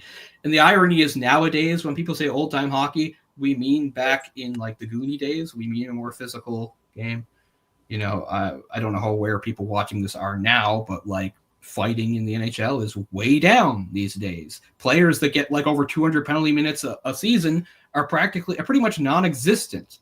But in the 70s, 80s, 90s, brawls were common. You could have a guy that might score 40 goals, which makes him a star, but he could also have 200 penalty minutes, because he fought. Or real power forward. We use the word power forward now, and they don't even fight. And I don't want to get into a big thing about whether fighting should happen in hockey. I get it. Injuries happen. And then there's the ethical side. So speaking of the Wild West, like the WHL, one of the junior leagues I mentioned, it was probably the roughest league in the world, and that was fucking teenagers. So think about that for a second.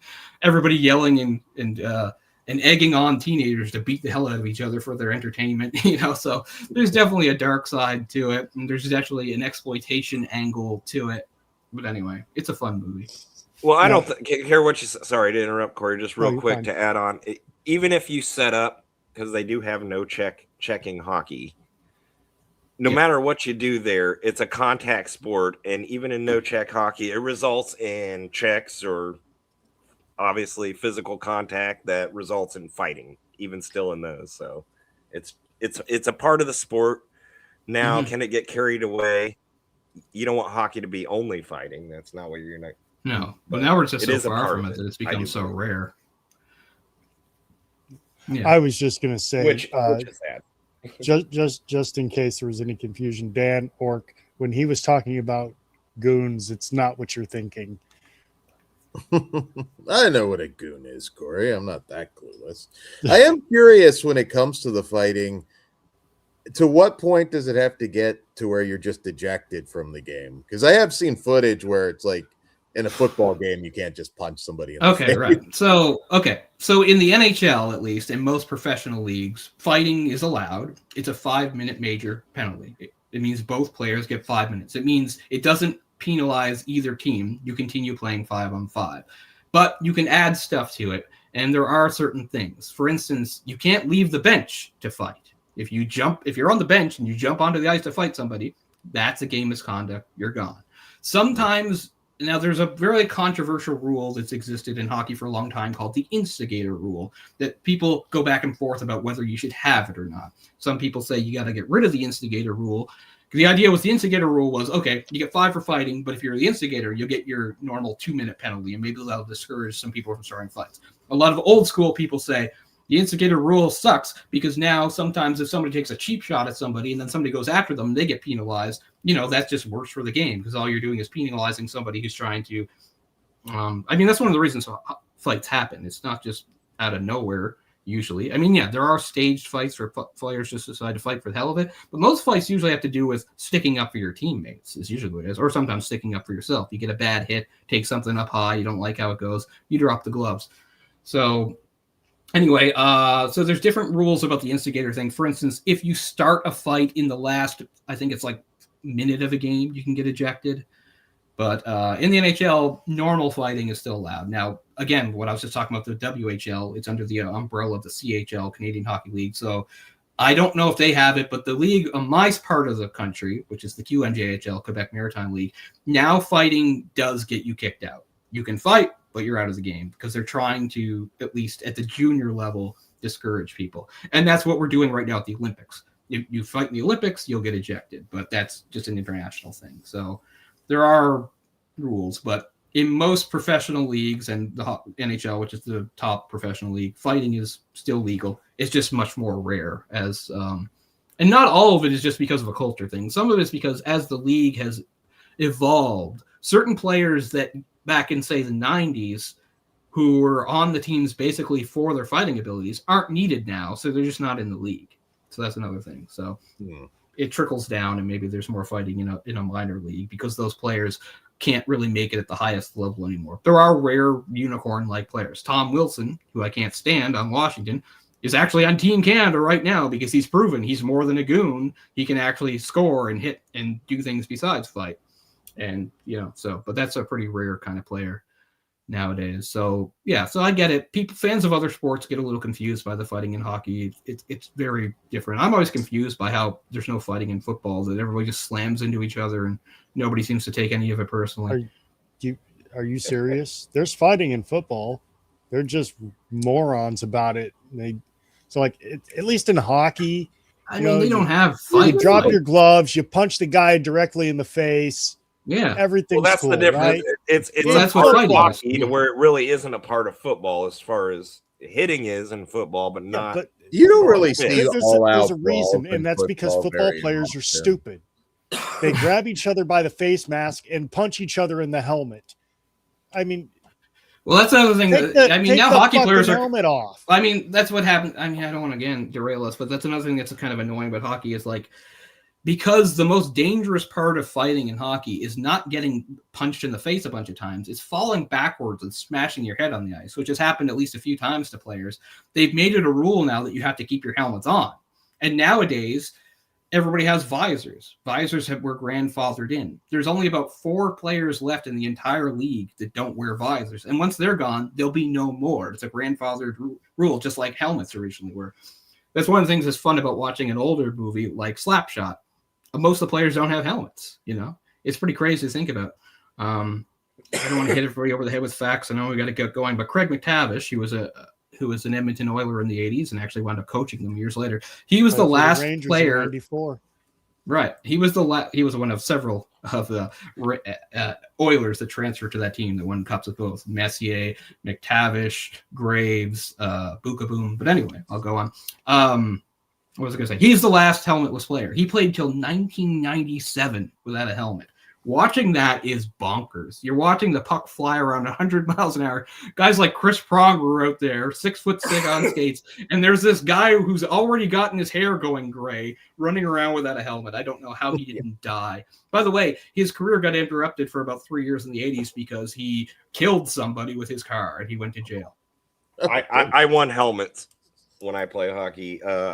I couldn't even imagine. Well, I mean, if somebody, I couldn't even imagine playing without a helmet. You know, I mean, I was a kid who played minor hockey, so I had to wear a full cage. When I finally got to play rec hockey at university, I was playing with just a visor, and even that was just an adjustment. It was, you know, you get used to growing up a certain way. It sounds like a tough dude. I mean, when you're in the like helmets or for pussies kind of mindset, that's tougher than I'm like bring back fighting, but. Yeah, but so I'm just saying. So now, whenever there's a fight in hockey, they literally have to keep their helmets on. They have visors unless they're one of like 3 guys. So it's really hard to punch anybody. There's a visor in your way. Like they're trying to do safety, but I don't think they're doing it the right way. Because you watch any fight from like not even that long ago. The players, especially if it's like not a spontaneous fight, but a fight where like they're like, okay, I'm going to fight you, let's fight, and they square up to each other, they'll like just take their helmets off, drop them, and say, let's go. You know, you can't do that anymore. Now you'll get a penalty for it. So, okay, Cole, real quick, I got to ask you, what is the best hockey fight you ever saw? I love goalie fights because they're rare. My favorite one in the Quad Cities, Kory, the other night. I don't want to do like an individual thing here, and I'm biased because I know there were like more hardcore fights. I mean, anything that pretty much involved, say, like the greatest fighter ever, whose name I can't remember. All of a sudden, he played for Detroit. It'll come back to me later. But anyway, there was a game in the late '90s between the Philadelphia Flyers and my Leafs that turned into a massive brawl, and it didn't look good because the Flyers had way tougher guys than we had for the most part. We had a couple Russians out there, Yuskevich and Markov, who held their own, luckily. Domi was there, but he wasn't on the ice for it, right? Domi was our big enforcer for all those years. Only 5'10" and one of the best fighters in NHL history. But anyway, the Flyers' insane goaltender, who you have to look up anybody, you have to look up Ron Hextall, who is the most insane goaltender who ever lived, fought Felix Potvin, and Potvin won. You have to understand that no goaltender has ever been as violent or been more involved in fights and penalties than Hextall. You want to talk about unicorns? Hextall used to get 100 penalty minutes in a season as a goaltender. Look up Hextall, please, on YouTube. I wish we could just show a clip. Watch Hextall in the 89 playoffs go insane and attack Chris Chelios from Montreal. Like, Hextall was a madman. So my favorite fight is Potvin somehow winging shots and surviving that fight. There's a whole bunch of other fights going on along there, but crap. Bob Probert, that's who I was trying to remember. He's probably the best fighter of all time. But, you know, Ty Domi, he's in the top 5. Again, only 5'10". You got to give him props. He beat guys that were 6'4", 6'5", had huge reach advantages on him. You know, just an amazing fighter. Rob Ray, you know, just some great fights. One of the best brawls ever, because it's in the playoffs, is in the 84, back when the Battle of Quebec was a thing, between the Nordiques and Montreal. That whole game got derailed by a massive bench-clearing brawl. the Hunter brothers fought each other. You know, pretty awesome, right? One Hunter was on Montreal, one Hunter was on Quebec, and they literally wound up fighting each other. Just insane. That'd be like the Kachuk brothers doing that now. Which they totally would. Lindros fought his brother very briefly when Lindros's brother existed in the NHL for 5 seconds. They actually have a fight you can look up. It's not great, but they did fight each other as brothers. Anyway, sorry. We were talking about slap nuts. Yes.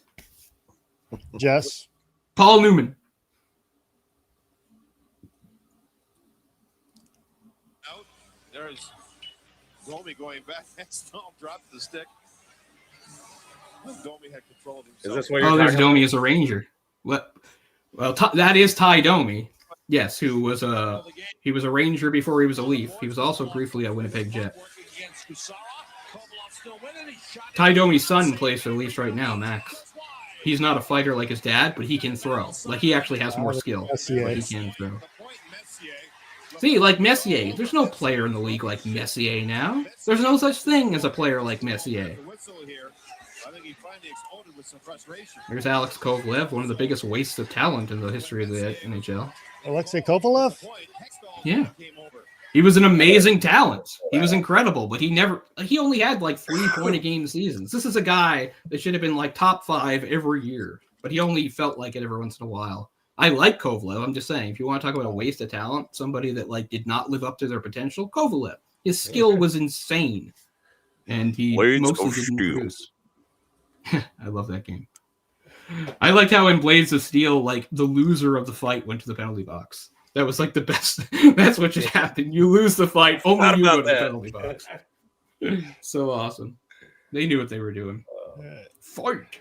Dan, any thoughts on Slapnuts? Slapshot is arguably the best hockey movie. Definitely, I think, at least up until Mighty Ducks, the most well-known. Not my pick for the best one, though, but I do like it. Really? Not my pick for the best either. It's great. It captures the culture of the time, again, like how wild those minor leagues were in the 70s. And it has some really cool, authentic stuff in there. Like you have the Quebecois players with their like unique brand of cursing, which is very authentic. You know, it's one of the only movies that actually has like Quebecois French as opposed to, you know, France French. You're not going to see that very much. Yeah, it is a great iconic movie, and like I said, it's a really great snapshot of that culture and stuff. And it's funny and has all sorts of memorable scenes. And I mean, the hockey choreography is not bad. It is the 70s. You know, they don't really have the dramatic camera angles you would see even in a Mighty Ducks. Not that the choreography is good in Mighty Ducks, but you know, they can make it cinematic and stuff in the Ducks, right? They get the camera sweeping in behind people, do quick cuts. They couldn't really do that back then in the 70s so much. So a lot of movies back then that showed hockey just sort of showed it like the way you would see it on TV, like static and just back and forth. You know, I not felt it cinematic. made it more raw and real though too there than the quick cuts. That's a fair point. You know, that's true. The only thing is, I do appreciate movies that you can get like right in there, right? I get you on that, and too. You know, capture the speed and the physicality a little bit more. But I mean, Slapshot's awesome. I don't have a lot to say about it, but you know. Orc, you still with us? I don't know if he's seen Slapshot. He's got at least another movie that he does know. Kory, you can suck it. I already get where you're going from what you've been saying. Slap nuts. He's being insulting, guys. You know, I don't want to throw you guys off if it is on the list, but one, I don't even know if it's really truly obscure. But has anybody seen Indian Horse from 2017?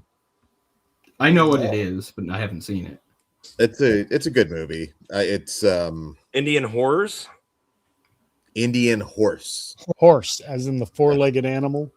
Yes. Well, this is Dan we're talking about. So not your hobby, Jess. Just yes. Well, we didn't ask him if there were any adult parodies to these. So. No, this is not an adult movie. It's not an adult movie. It's basically about a Canadian indigenous player, and it's good. It's kind of heavy. It's based on a book. I know. I can't think of the author, but I have not seen it, but I'm well aware of it. Yeah, it's a good movie for sure. So even though Jess told me to suck it, no, I was not a fan of slap shots. It just wasn't for me. Like the hockey scenes to me where they're actually playing, to me just looked like they put skates on a bunch of goofballs and gave them sticks and said, "Go play hockey, and we'll just record it." So, again, it's the 70s. Like, choreography is just not that great back then. I just, like, I can't point to another 70s hockey movie that, like, does it better. I think it's just more of evolution. So I get what you're saying. I just mean, I don't think it's necessarily their fault. I just don't think they had as sophisticated ways of doing it back then. In general, I would say there's not a ton of hockey movies in the grand scheme of things compared to other sports. I mean, it's a small list.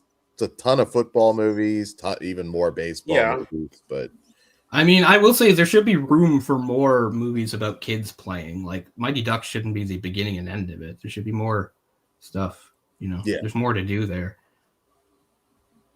Because you see those baseball and football movies, and a lot of them follow different formulas. You can watch a movie like The Sandlot, and it's completely different from, say, another baseball movie. With the way it's approached. The Sandlot's not about like an organized team; it's just about some neighborhood kids playing.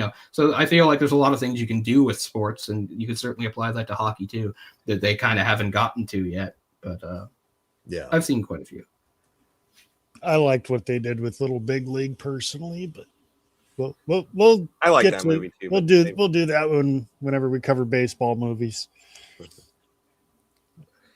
All right. I think we've said all we need to say about slap. We're gonna skim. Hopefully, we're not have all the things we've had to say, sadly, but I'm gonna real quick. We'll go through this. Most fans of the first one, this is a big drop off, but I gotta admit, I kind of enjoy this movie for what it is. Again, it's kind of better than you'd expect it to be, and I mean Gary Busey's in there being crazy, So Stephen Baldwin and Gary Busey, maybe not the biggest sign. Well, you got the Hanson brothers back, which really this was 20 years from the original, which now that's even further from this movie. I mean, it's not a great idea to do a sequel to an all-time cult classic like 20 years later, but it's not the disaster it could have been. It could have been worse, and I kind of enjoy it for what it is on its own. I don't know if anybody else besides Cole and I have seen it. Shout out Jake. What's up, Jake? But I guess really quick, we don't have to stay on that. This was pretty much a disgrace. Now this is kind of like, this is Major League 3. Where's Ork when you need him? Back to the juniors, And put some respect on Major League 3. No, I'd almost still watch this over Major League 3, but that's a whole different story. It's not good. Cole, did you ever watch it? Oh, he disappeared. I'm here. Hold on. No, I could never bring myself to watch this one. I thought this is, taking things a little too far. It did. You're probably better off. Yeah, I figured it would just bother me, so I've never bothered with it. I was just like, it'll just piss me off. Well, I covered him. Then we can move on to, I forget, Kory has no control now. They took him off as administrator. The best Baldwin is Adam Baldwin. Everybody knows that. The unrelated Baldwin. Exactly. You guys forget about Daniel. No, Daniel's awesome because he's in Vampires. You'll always have my respect for that. That's really the only one I know him from. He's been in some I know B movies. It's Stephen Baldwin. That's the one that was in Fair Game with Cindy Crawford. And Slapshot too. That is William Baldwin. William Baldwin. Okay. Stephen Baldwin. Stephen. Too many damn Baldwins. Steven's done some good movies. I mean, Usual Suspects, Posse, Biodome, of course. One of the worst movies of all time. Okay, that's an interesting poll. It has Tenacious D in it. That's about all that's good about sequel. Yeah, I know. I don't know. I don't mind Steven for what he's in, and that just slaps. I think I always have to hate him for that. So we'll go on. I think.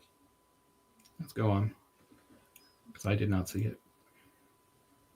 Mystery Alaska. Right, so I watched this today, so because I hadn't seen it in like 20 years, so at least it's fresh in my mind. I love this movie. I don't even think the hockey portion of it. I mean, even if you're not a hockey person, like just the portrayal of the town and their relationship to each other, it's really well written. There are some really funny lines in Mystery Alaska. I particularly like when Ron Eldard's character gets busted by the girl that he was sleeping with, and she beats the shit out of him with a shovel. She hits him with a shovel. It's a great cast all around. That's what you get for your locker room talk. Repeats the sex noises he said she made, and just it's a really funny movie. I keep forgetting that he actually did. Russell Crowe did that before Gladiator. I always thought it was right after. He wasn't quite the star yet. I mean, yeah. I guess he sort of was. L.A. Confidential kind of did it for him, I guess, really. But yeah. Still, Gladiator made him V-star for a minute there. Yeah. He could have stayed that way if he wasn't such a loudmouth jerk, I think. I think he pissed a lot of people off by being so disagreeable. I think this movie gets, maybe not by movie fans or hockey fans, but this gets swept under the radar, I feel like, out of a lot of them. I would like it more a great film if it had some actual connection to the Rangers. Like, to go out of their way to have it's the Rangers, and then it's like none of them. It's just a bunch of made up guys. So there was no professional. I was trying to tell Kory, I couldn't remember. Didn't a bunch refuse to actually be in the movie or something? Maybe that's why. I don't know. Yeah. But there's a nobody. And they, I don't mean the actual guys. I mean, they couldn't use the names. It's just a bunch of made up names, is what I'm saying. There's a number 11 there. It's not Messier, but by the way, Messier would not be there in 99. He would have already been playing for Vancouver at that point. But I mean, Gretzky would have been there. The 98-98, if we're assuming this took place in January of 99, that would have been Gretzky's final season, the 98-99 season.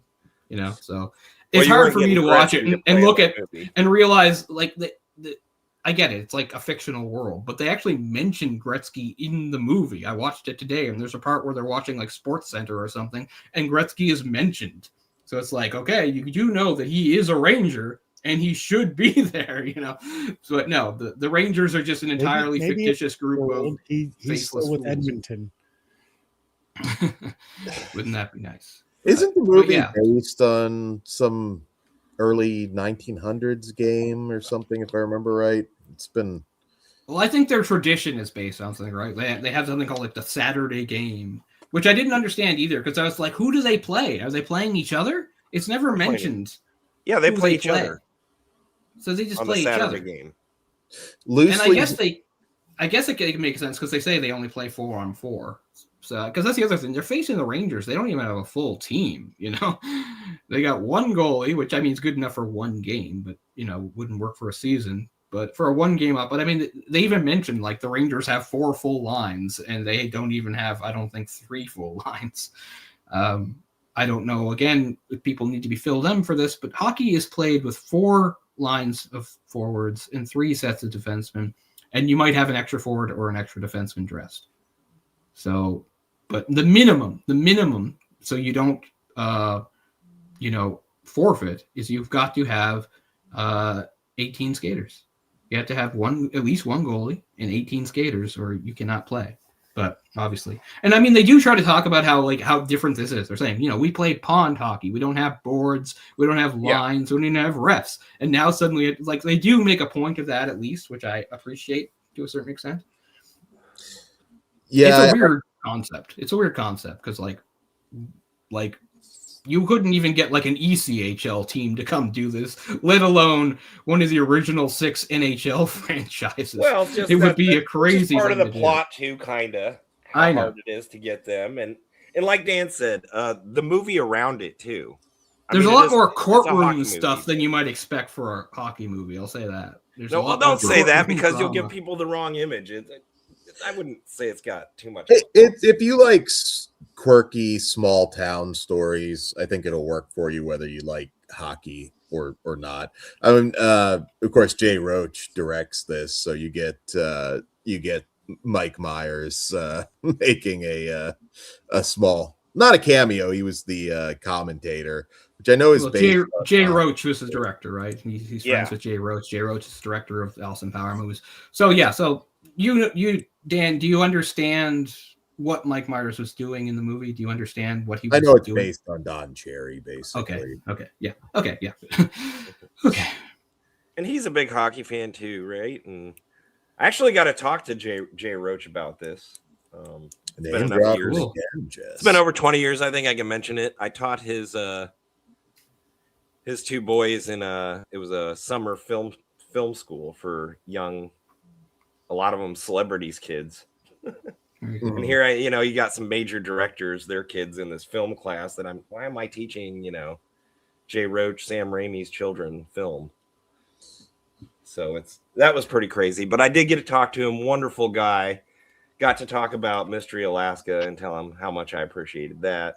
Obviously the Austin Powers, but his work in that. And I think his oldest boy he was still young, but he hadn't seen it yet. And after talking to him, he's like, yeah, I think it's getting close to the time for me to be able to show him that. So it was just a cool experience. Jay Roach, great guy. Nice. The irony is I don't think Alaskans care that much about hockey. I think maybe people who don't know hockey assume that because they're way up north where it's cold and there's ice, that it's like a hockey hotbed, but it's not. Like Minnesota, New England, Detroit are much, if you want to do American, they're much more hockey oriented than any part of Alaska. I can think of one player from Alaska that made it to the NHL, and he's Mexican. Scott Gomez is the only Alaskan-born hockey player I'm aware of to play in the NHL. He was very good. He won the Calder Trophy as a rookie. He had a very good career. Won the Cup with the New Jersey Devils. Yep, Devil. Later, briefly, the Rangers and also Montreal. But mostly he had his best years with the Devils. But yeah. But I'm not saying, nobody in Alaska. I just think it's kind of funny. I think at the time, like, maybe they thought, like, Alaskans were mad for hockey. Maybe, but this is, again, like Dan mentioned, this is also sort of a small town. Yeah, I get it. It's like an isolated community. Town, village. They don't even have a rink, right? That's why they play in the pond. They don't even have a rink. So I mean, I get all that. But this idea, like they say, they can skate with the Rangers. Okay, sure. I guess. It's a very odd premise. Like somebody writes an article saying, well, skating wise, they're as good as an NHL team. And they're like, okay, we'll prove it. But again, it makes the plot happen. I get it. So you're our guy. You're our Kory on this one, Cole. I mean, I just watched it today, and it is funny. Like Dan says, I'm picking apart more of the hockey stuff, I guess. The choreography is not as good as you might expect for something that came out in 1999. Like, it's certainly not terrible. And it does do the stuff you see in the Mighty Ducks movies. Now we can get the camera in on the ice, sweeping in behind them. You get a better feel for the speed, which is nice. But there's little things that bother me. Like, the Rangers goalie doesn't seem to be wearing any shoulder pads. He looks so tiny. How could that happen on this set? How could they let that happen? How could you make the goalie look like he's not wearing any protection up top? It's insane. Just like, I mean, a smaller thing is like back in the Mighty Ducks. In D2, Goldberg doesn't have goalie skates. He's skating around in skater skates. And I get that's a smaller detail, but to see a goaltender, an NHL goaltender, look that small is really weird. But anyway. I don't know how that happens when they have like... I mean, Colomini, Burt Reynolds, Mary McCormick, Hank Azaria. It's a great cast for a movie. Yeah, back when Hank Azaria was in movies, that was an odd time. Yeah. I always feel weird whenever I see Hank Azaria in a movie and he's like in a scene with like a really big actor. I'm like, yeah, he used to do that. It just feels weird to me. I don't know why. It's like, I'm not trying to shit on Hank Azaria. He just seems like more of an obscure, off the beaten path type of guy, voice actor. I don't know. I'm glad he got to do what he did. He's a good actor. I don't think he has to do anything because of Simpsons. Right. Tons of money. He's good. But you're right. The humor's good. I feel bad for the kid. They decide to make him a premature ejaculator. I mean, come on, that's harsh. And then he has to and then he has to admit it to everybody. Oh man, I just feel really bad. Instead of laughing at it, I just feel bad for him. I'm like, wow, that's embarrassing. It's one of those times you feel embarrassed for the character. It's like he's shattering the myth of the virile hockey player. Or actually, you could say he's overly virile. That's his problem. He's not impotent. He's overly virile. Yeah, I like it. I saw it in the theaters. Yeah, the best part is when the chick's like, "Oh man, you're gonna get signed to a big contract or something big is gonna happen in his life," and then she does him in the truck. Awesome. Yeah. Nice. I was like, that's cool. The only one who saw it in theater. When he got hit in the head and he's just like, "I'm a premature ejaculator." That's just hilarious. Hey, that's the story of my life, right? I also felt bad that the best uniforms they get were brown. Like, what team has brown jerseys? That's depressing too. I think it was going with the theme, but yeah, I did not like the jerseys they came up with at the. It's weird too because they're not a team. They don't have a name, right? They're just mystery. They tried to call them the Eskimos, and they're like, no, don't do that. Which I agree with. Yeah. Even though for many years the CFL team, the Eskimos, existed for a lot. Like they're gone. They finally changed the name now, but that was on for a long time. The Edmonton Eskimos. Cool. Give me a real talk. Let's do a real talk there, Orc. What are we chugging? That was a blast from over a decade ago. You two. We still pull them out every once in a while. Pepsi Zero. 2 OGs though. Or it could be like real talk. No, I'll be one thing with some of the new. I'll allow it. You don't want to go overboard with it. Yeah. But I don't have anything bad to say about Mystery Alaska. I know I've seen parts of this movie, but didn't know that I had seen parts of the movie when I saw them. So I didn't know what it was I was seeing. I guess it's a better way to put it.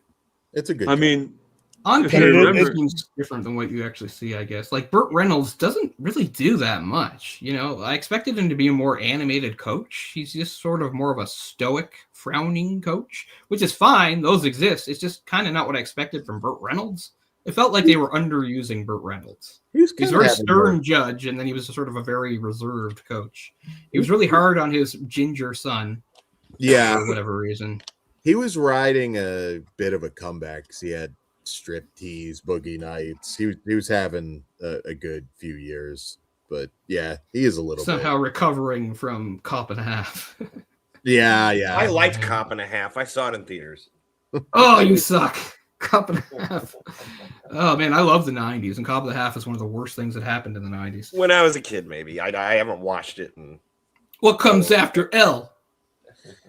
I would take a Mystery Alaska too, but the problem now is you'd have to throw some Big Macs out on the rink to get Russell Crowe to skate to him. Oh man, my fat would be going for this. Well, I mean, the whole thing in the movie was like that Russell Crowe was already aging out in 1999. They're like, how about you just coach? You're too old to play now, old man. So yeah, 25 years later, what are they going to do? Also, shout out. Now, I haven't seen this. But there is I'm just going to wait. Give me a second. I have not seen this, but it's just something I found out in my research. Hang on with your research. I know there's Swaggy Spotlight right now. Shout out to Piz. Shout out to Swaggy. He likes Brandy Love. Good choice of actresses. But Cole used to have a segment too. What was it called again, Cole? I just forget all the time. I had a segment? You had a segment back in the day. Over a decade ago. I don't remember. Pizzell just threw stuff out there and as Cole's if it was official. Corner, Cole's Comic Talk, something. I don't know. Again, Pizzell just made stuff up and we were like, yeah, okay. We just went with it. I never signed off on these things. That sounds like really early on. I have a channel that I used to call Cole Talks Comics, but that was my own channel. That wasn't a segment on here. Well, we're talking like possibly 15 years ago now, Kory. Yeah, we've been on for 5 or.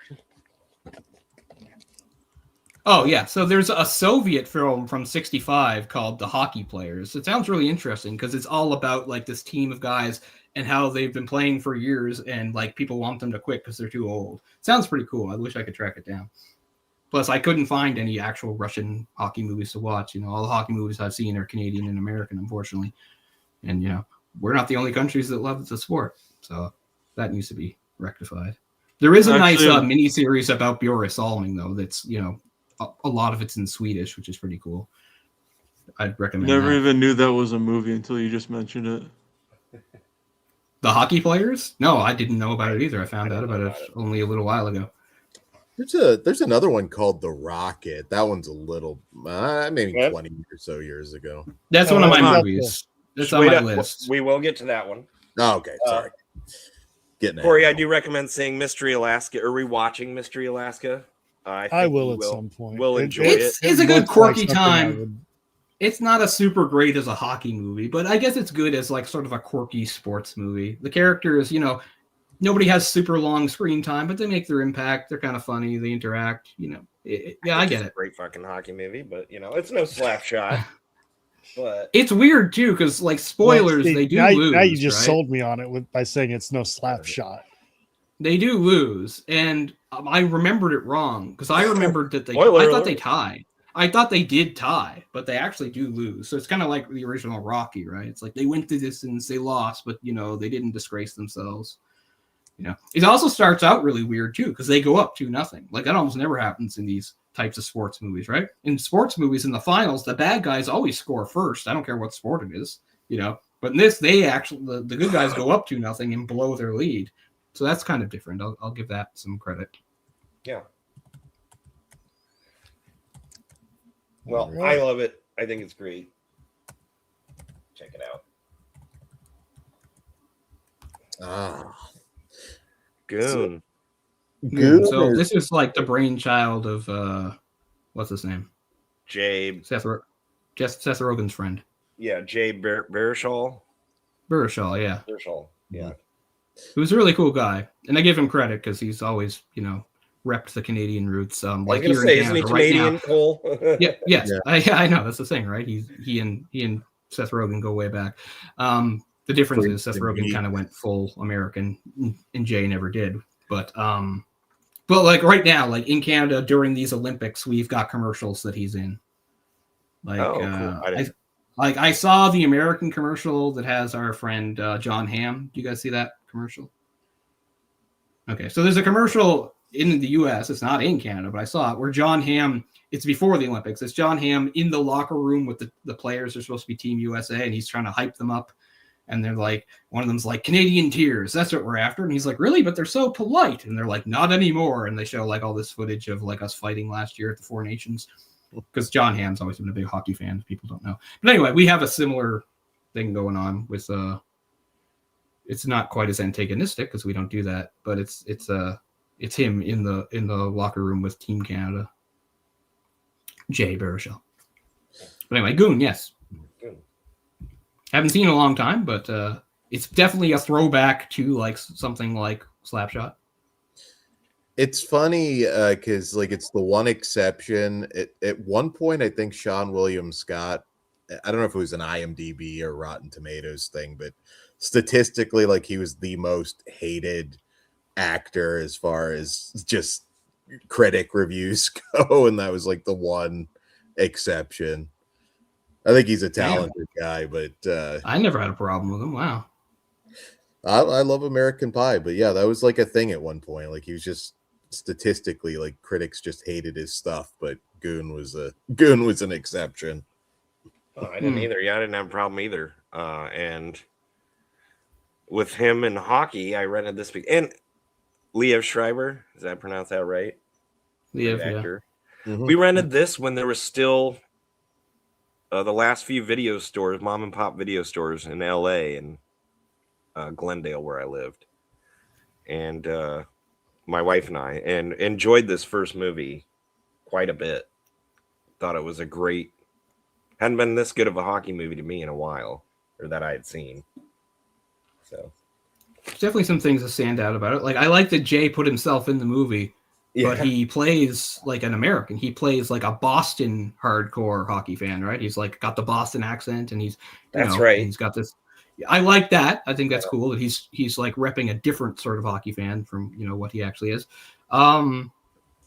Also, I just get amused by the fact that it's actually supposedly set here in Halifax, where I live. It's not shot here.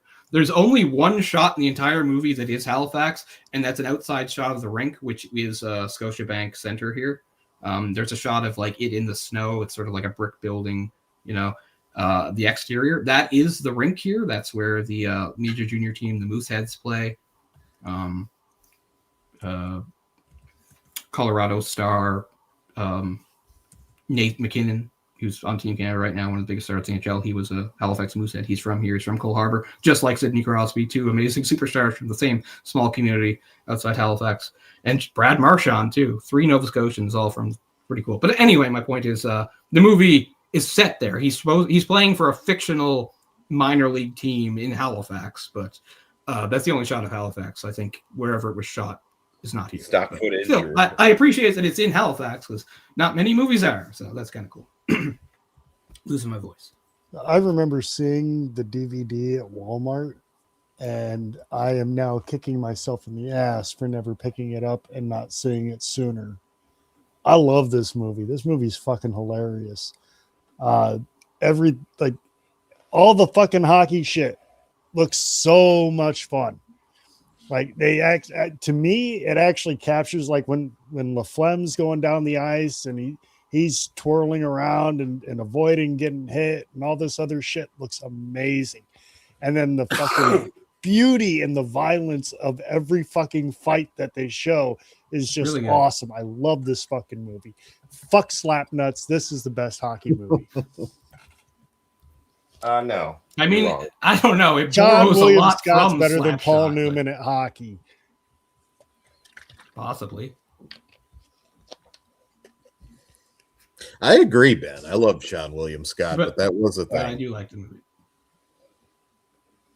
I like the movie too, but Kory is fucking wrong. So no, I'm not. But what's new? You Nope. should be fired for not liking Slapshot and being my friend and a hockey fan. And he's one of the toughest guys in the NHL. We didn't mention. She's a wonderful woman, and you should tell her I said hi. So when I was mentioning great fighters, I forgot about Georges Laraque, who is in this movie. Montreal native.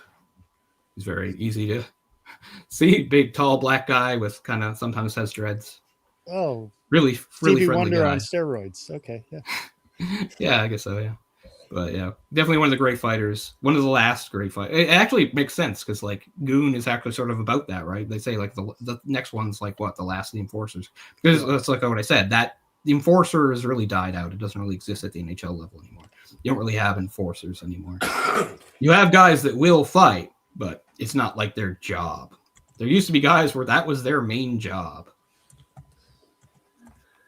Well, hence the title of the second movie, not to jump over anybody's thoughts on the first one, but I thought I might as well throw this up. Goon, the last of the Enforcers.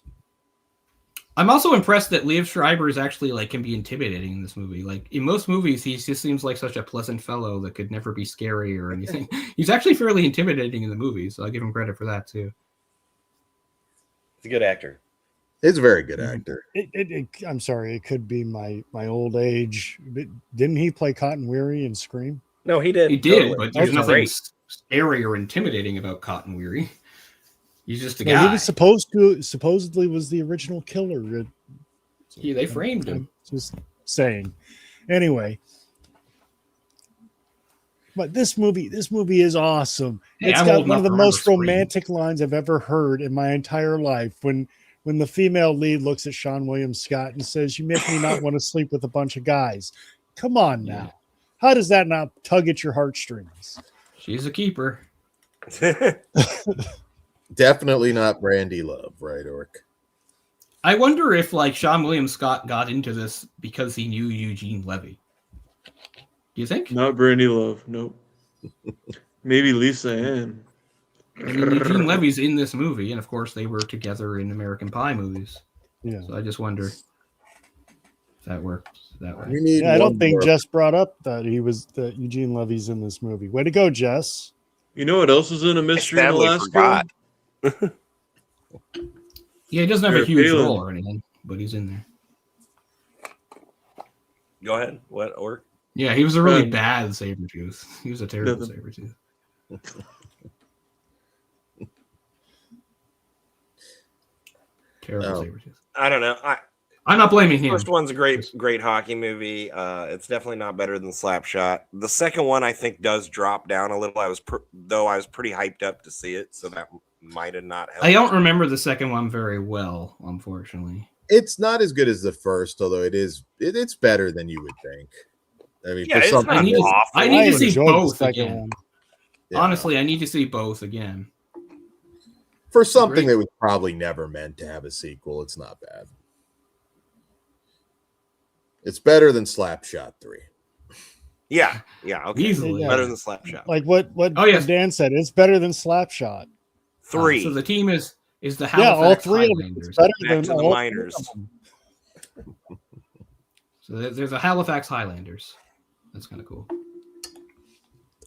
It's kind of funny. I mean, I do people like- love I the do like Mooseheads, the- but we haven't had a minor league team since the AHL Citadels, the Halifax Citadels. The I nobody do liked. like Highlander uniforms. I was just looking Yeah, over. I'm sorry, just for the record, the sweaters. You say sweater rather than jersey. I respect that. I know a guy. There's a guy who lives like 2 blocks from me, and we happened to show up at the same watch party. We were gonna watch the Mike Tyson Logan Paul, or not Logan Paul. Who's the other one? Who's the other jerk off? Jake Paul. The one without a jaw? Yeah, that's Jake. And he was wearing his St. Louis Blues sweater, and somebody said something to him about his jersey, and he goes, "It's not a jersey, it's a sweater." And so there was like this big argument over what they're called.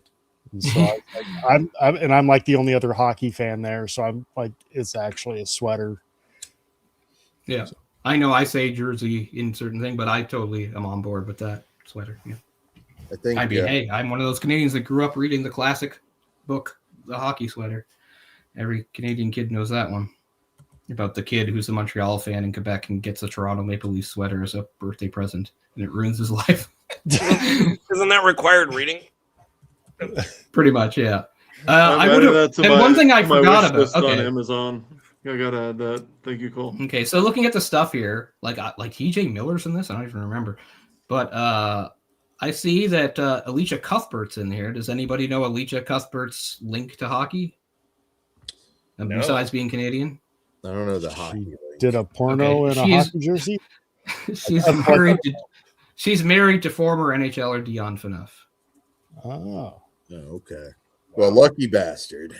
Yeah, lucky bastard, because they've been married a while. Like, yeah. I'm not saying, oh, she's old now, but I just mean he had her in her prime too. Yeah. But stupid Dion, he was a disappointing Leaf. He was a great Calgary Flame, came to the Leafs, and suddenly couldn't skate to save his life. But I was going to save this for Miracle because of Kurt Russell, but I'm seeing now that his son Wyatt is in this. You guys know Wyatt Russell? Not a fan. Yeah. I don't know. So Wyatt Russell is mostly famous now because he's in the Marvel Universe, because he's John Walker, the U.S. agent. And you think, well, that makes sense. He's Kurt Russell's son.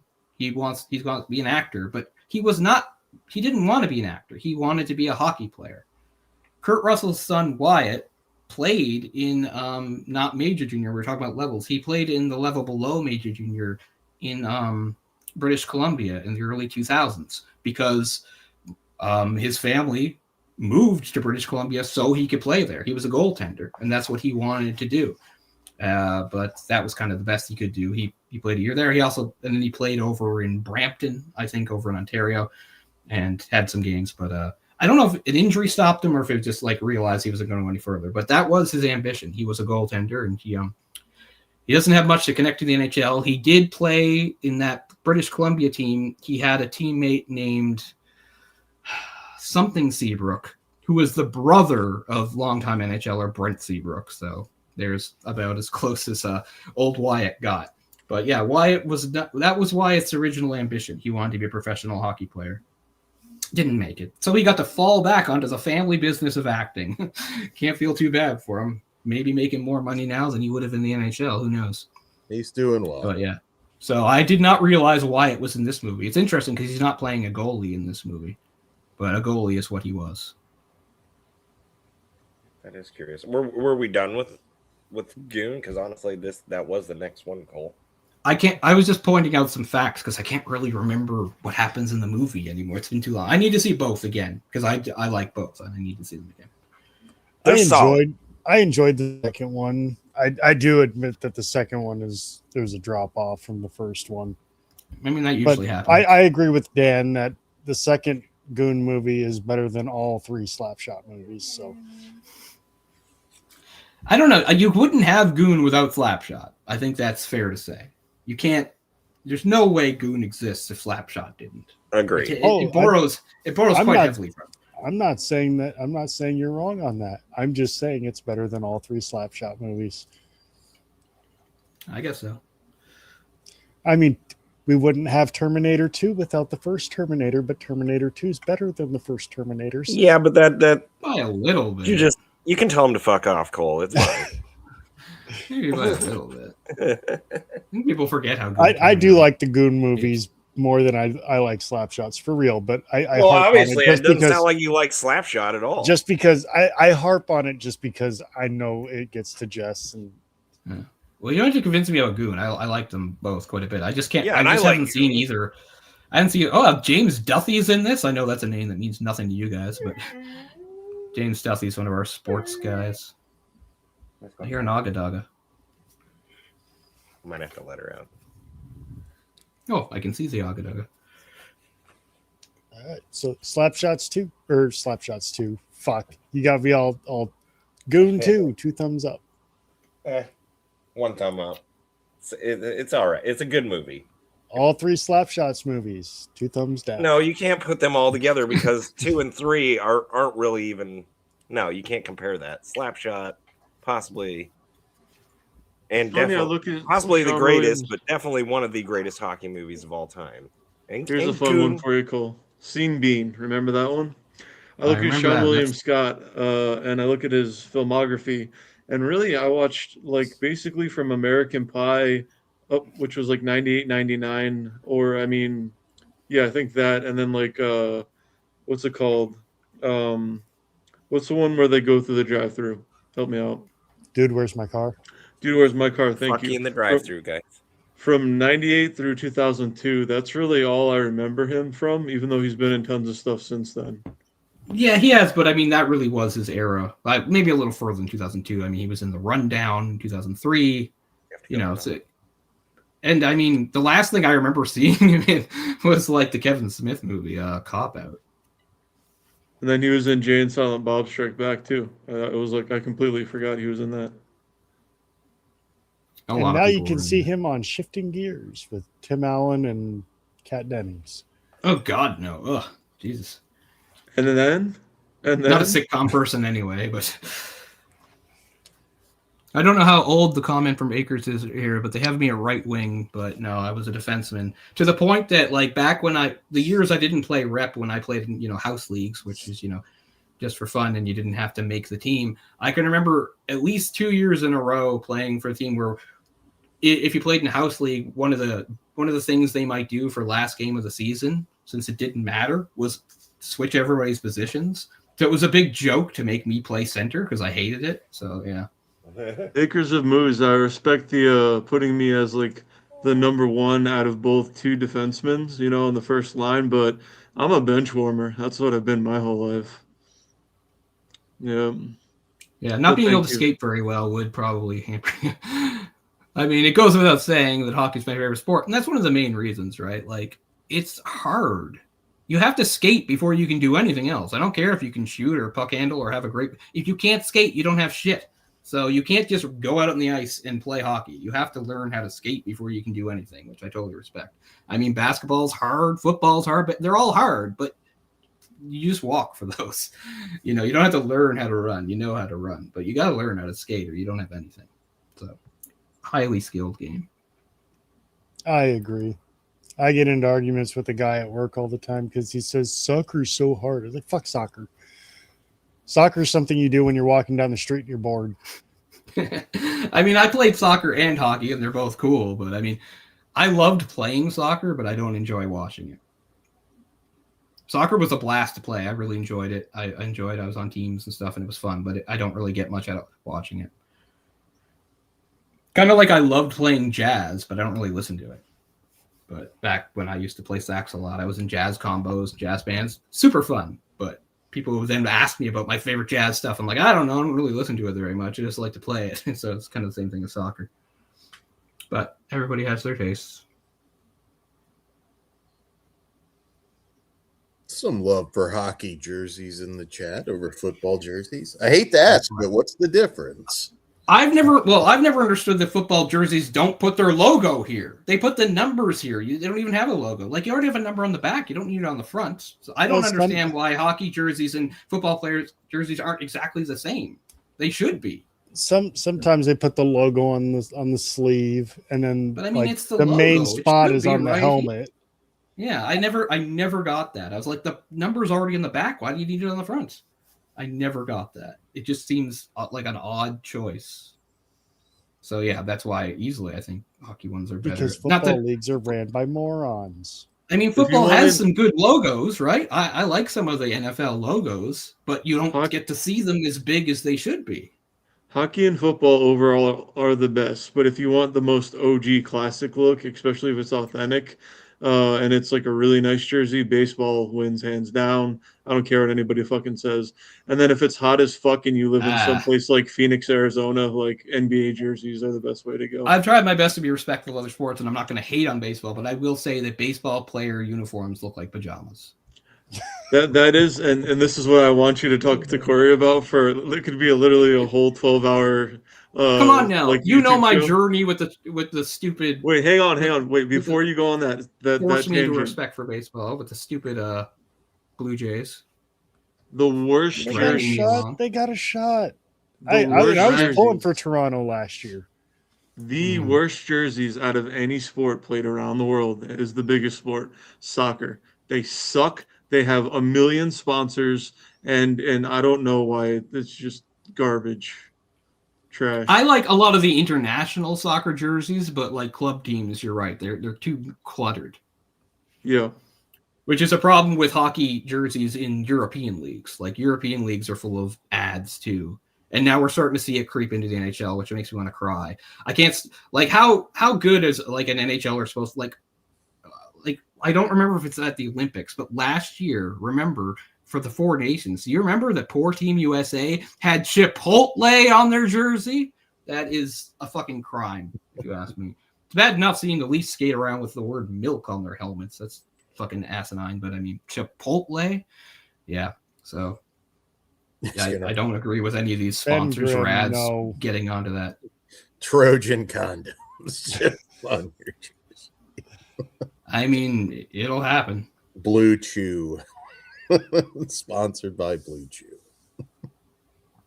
Cole, who do you think has the best hockey logo? What's funny is, like, the most popular is Chicago's, which I've never gotten. It's not even top 10 for me. People love the Blackhawks. Every time they do surveys and things and lists, it's number one year after year. I never liked it. I don't know. Detroit's pretty classic. The wheel. I like Montreal a lot, probably. I mean, the Habs have the best look overall, I'd say. Montreal. They just look clean and I'm partial to the Rangers Liberty Head logo. I love that. Yeah, there's a lot of good third jerseys which were a big gimmick in the early 2000s, and they finally brought back. Some were fucking awful though too. And I'm a fan to get into that. I'm a fan of the normal New York Rangers shield logo, but I liked the Penguins 90s one a lot. Yes, we can't. How the hell have we done a we can't show move on hockey and not bring up Mario Lemieux? Oh shit! Simply the best. Yeah, he's pretty incredible. Yes, did we lose you? Yeah, see, we can't move on without Jess. He's the one that's pushing us all forward here. So we're in trouble if he's gone for any time, because he's the one putting up the next movies. But yes, Mario Lemieux. I don't know how to tie him to a movie, but yeah, it's pretty amazing. I will say that at some point, anybody who's interested, it won't be for a while. I don't know what's going to happen. It's not a hockey movie, but I'm going to do a live commentary on Sudden Death, the Jean-Claude Van Damme movie that takes place at the Stanley Cup final. And I would love to do that because that does have real hockey players and stuff in it, shot during the lockout in 95. And it only has a couple real NHLers, but it does use the real names. For instance, it's a final between the Chicago Blackhawks and Pittsburgh Penguins, which is what the 92 final was. And it uses all the real names with one exception, which I'll talk about at some point. But the Chicago Blackhawks are played by the then IHL team, the Cleveland Lumberjacks, which is pretty cool. Yeah, I know Luc Robitaille is in. Luc Robitaille is in it, yeah. What's funny, that's what I always think is funny about the movies, because like Luc Robitaille, most people don't even remember he played for Pittsburgh, right? He had 3 stints with the Kings, his best year with the Kings, and he won his cup with Detroit. But it's like, yeah, for 5 seconds, he was a Pittsburgh Penguin for like a season and a half. Yeah. Jess, how was the hostess run? Lucky Luke. I can tell. What? The hostess run. That's what that was. I did have a chocolate hostess cupcake and a few little Debbie donuts and some Fritos, but I was letting the dog out. Okay. I'm running on nothing. Well, that answers that question. Drank so long. Which hockey team has the best logo? The Ducks, dude. We were doing that. I didn't know if you guys covered this. Sharks. That never occurred to me. Sharks. Cole, is that true? The original Nordique logo was modeled after you shooting a puck?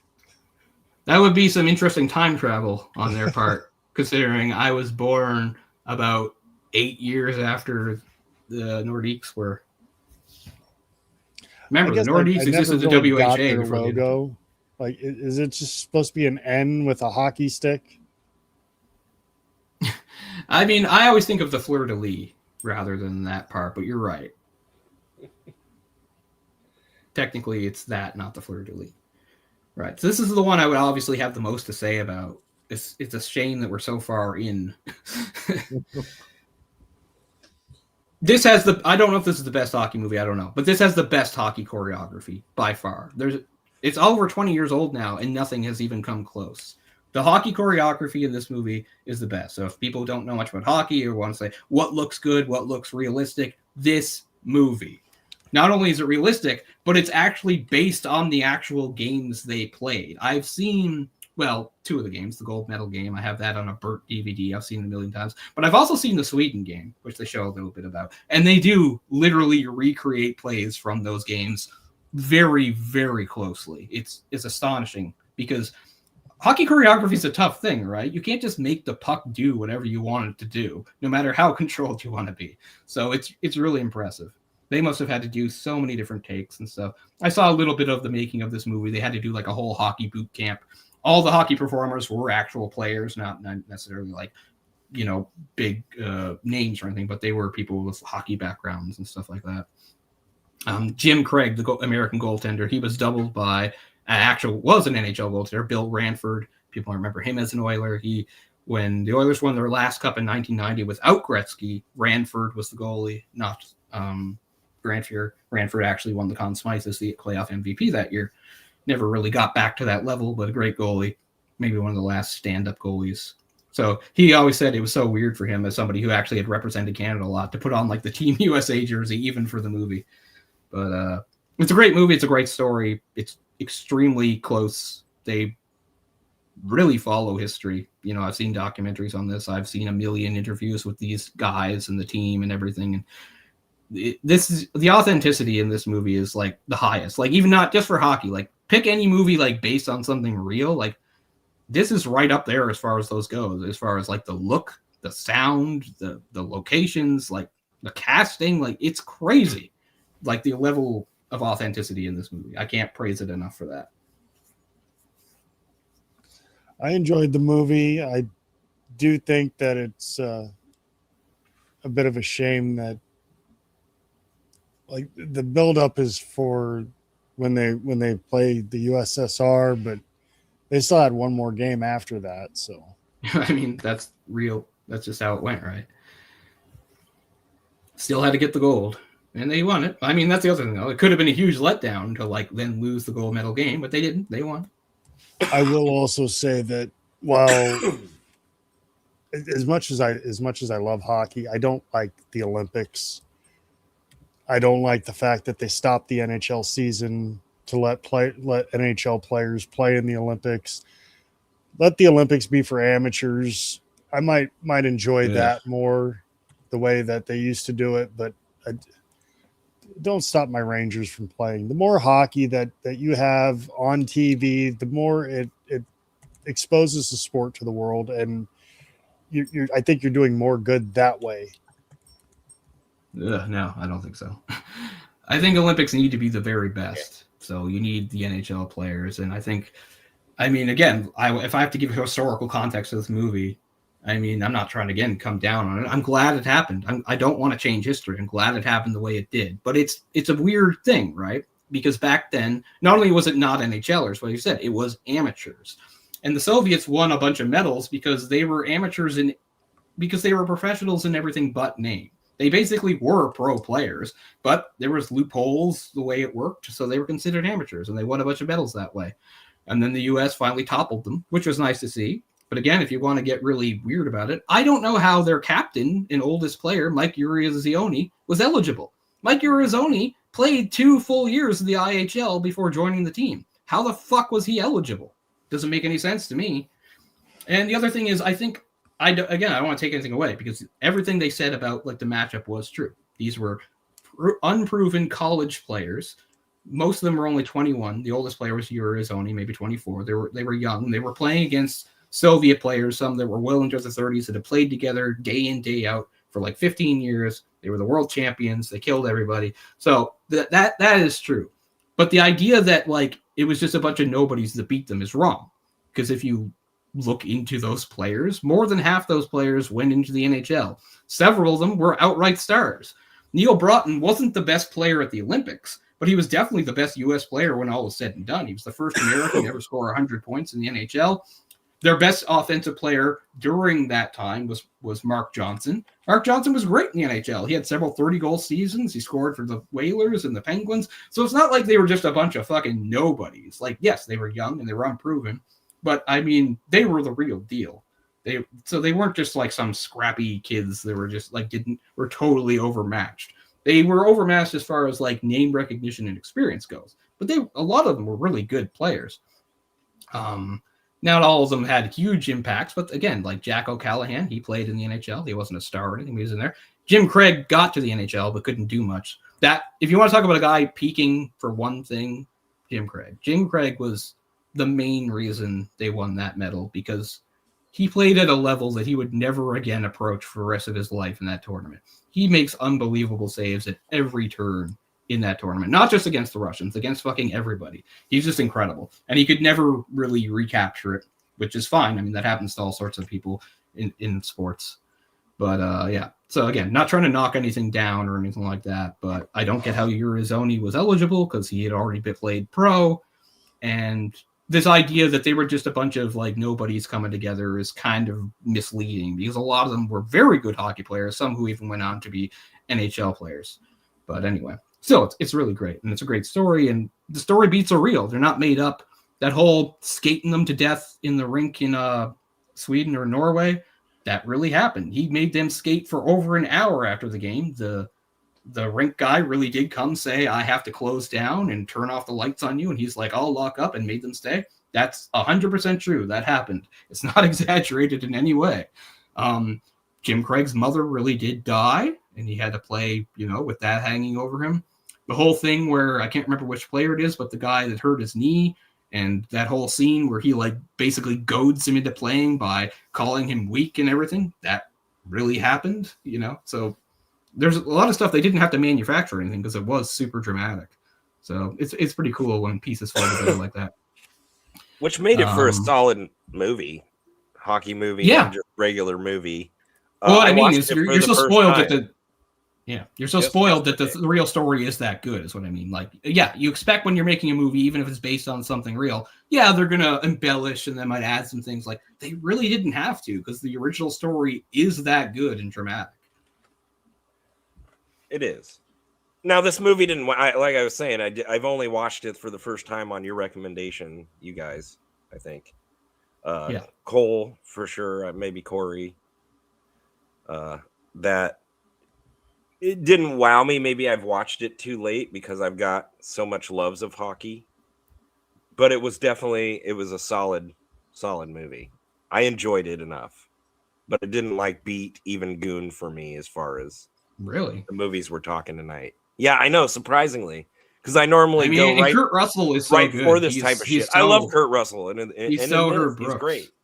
And that's another thing that is absolutely true and can't be overstated. Herb Brooks was an ahead of his time kind of coach. Back then playing styles were very different. North American style was more of a dump and chase, forecheck hard type of thing, whereas the Soviet and more European school was keep possession at all times. Back in 72 when we first, and I don't want to turn into that, but when we first played them, it was kind of different. The old play used to be in the NHL in the 60s and stuff like that, is if you were coming in up to the other blue line with possession, but maybe there was only one guy or there were too many people back and you didn't think you had a play, you dumped it in. And then you might do dump and chase and try to get it. The Russians didn't do that. If the Russians were doing a rush and saw too many defenders in front of them or something they didn't like, they'd pivot, they'd pull back, they'd do a drop pass. They would never think to give it up. Herb Brooks understood how important it was to use both styles at the same time. That, don't sacrifice physicality for, speed and skill, keep them both, but, don't always dump it in. Sometimes the better play is to keep it, that all seems kind of normal now, but back then it really wasn't. You have to understand that they didn't even have tape on most of these guys. They didn't know each other. When countries used to play each other, even into the early 90s, they didn't really know each other. Nowadays, everybody knows everybody. Everybody plays in leagues together, even at the junior level. Back then, there was just this unknown factor. But here, Brooks was a meticulous guy, so he sought out tape and video. He studied the opponents, so you really got to give him credit for that. He, of course, managed to coach the Rangers in the 80s, not to great success, but that's not entirely his fault. So I mean, he was a true innovator. It's funny, if you watch the movie and you don't know hockey, there's so many names in there that might not mean a thing to you, but like Neil Patrick. Neil Patrick was his assistant coach. Again, big, huge figure in hockey. He was the Rangers GM for a million years. Hauser. One of the things I don't like about the movie, but I understand why they did it, is how I said in the Mighty Ducks, which of course is fictional, I always wanted some sort of epilogue to know what happened to them. This movie, of course, does give an epilogue, right? But it deliberately only tells you what they're doing now in 2004. So it's like Neil Broughton. Well, he's coaching some women. It's like, maybe you should mention that he played over 1,000 games in the NHL and, was one of the first American stars. They don't mention anything about what they did. That most of the... Yeah, they just jump over it, I guess, and I think I know why. Again, they want to keep the focus on the team, who they were then, blah, blah, blah.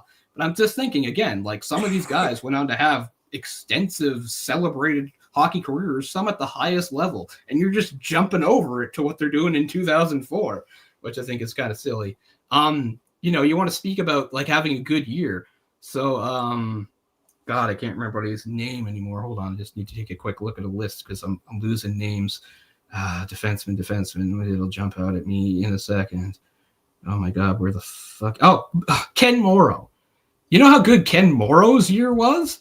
Ken Morrow is part of the Miracle on Ice team. They pull this thing off. They win the gold medal. 2 weeks later, he's called up to the Islanders, and they win the Stanley Cup in the same year. Then the next 3 years, they win 3 more because they are the last team in history to win 3 in a row, and they actually did 4 in a row, the last true dynasty. Ken Morrow was there for all of them. So he got to start his career by winning a gold medal and immediately get a Stanley Cup. So yeah, these guys knew a little something about success. He might be the only one on the team that won a cup. I'm not sure, but I mean, still they did have some impressive guys. But before I run out of steam, I'll say one thing, and it's a small thing. There's one thing that happened in the movie that did happen in real life that I feel they misrepresented. So there's this scene where, I don't know, it's an all is lost moment where they're kind of down on themselves, right?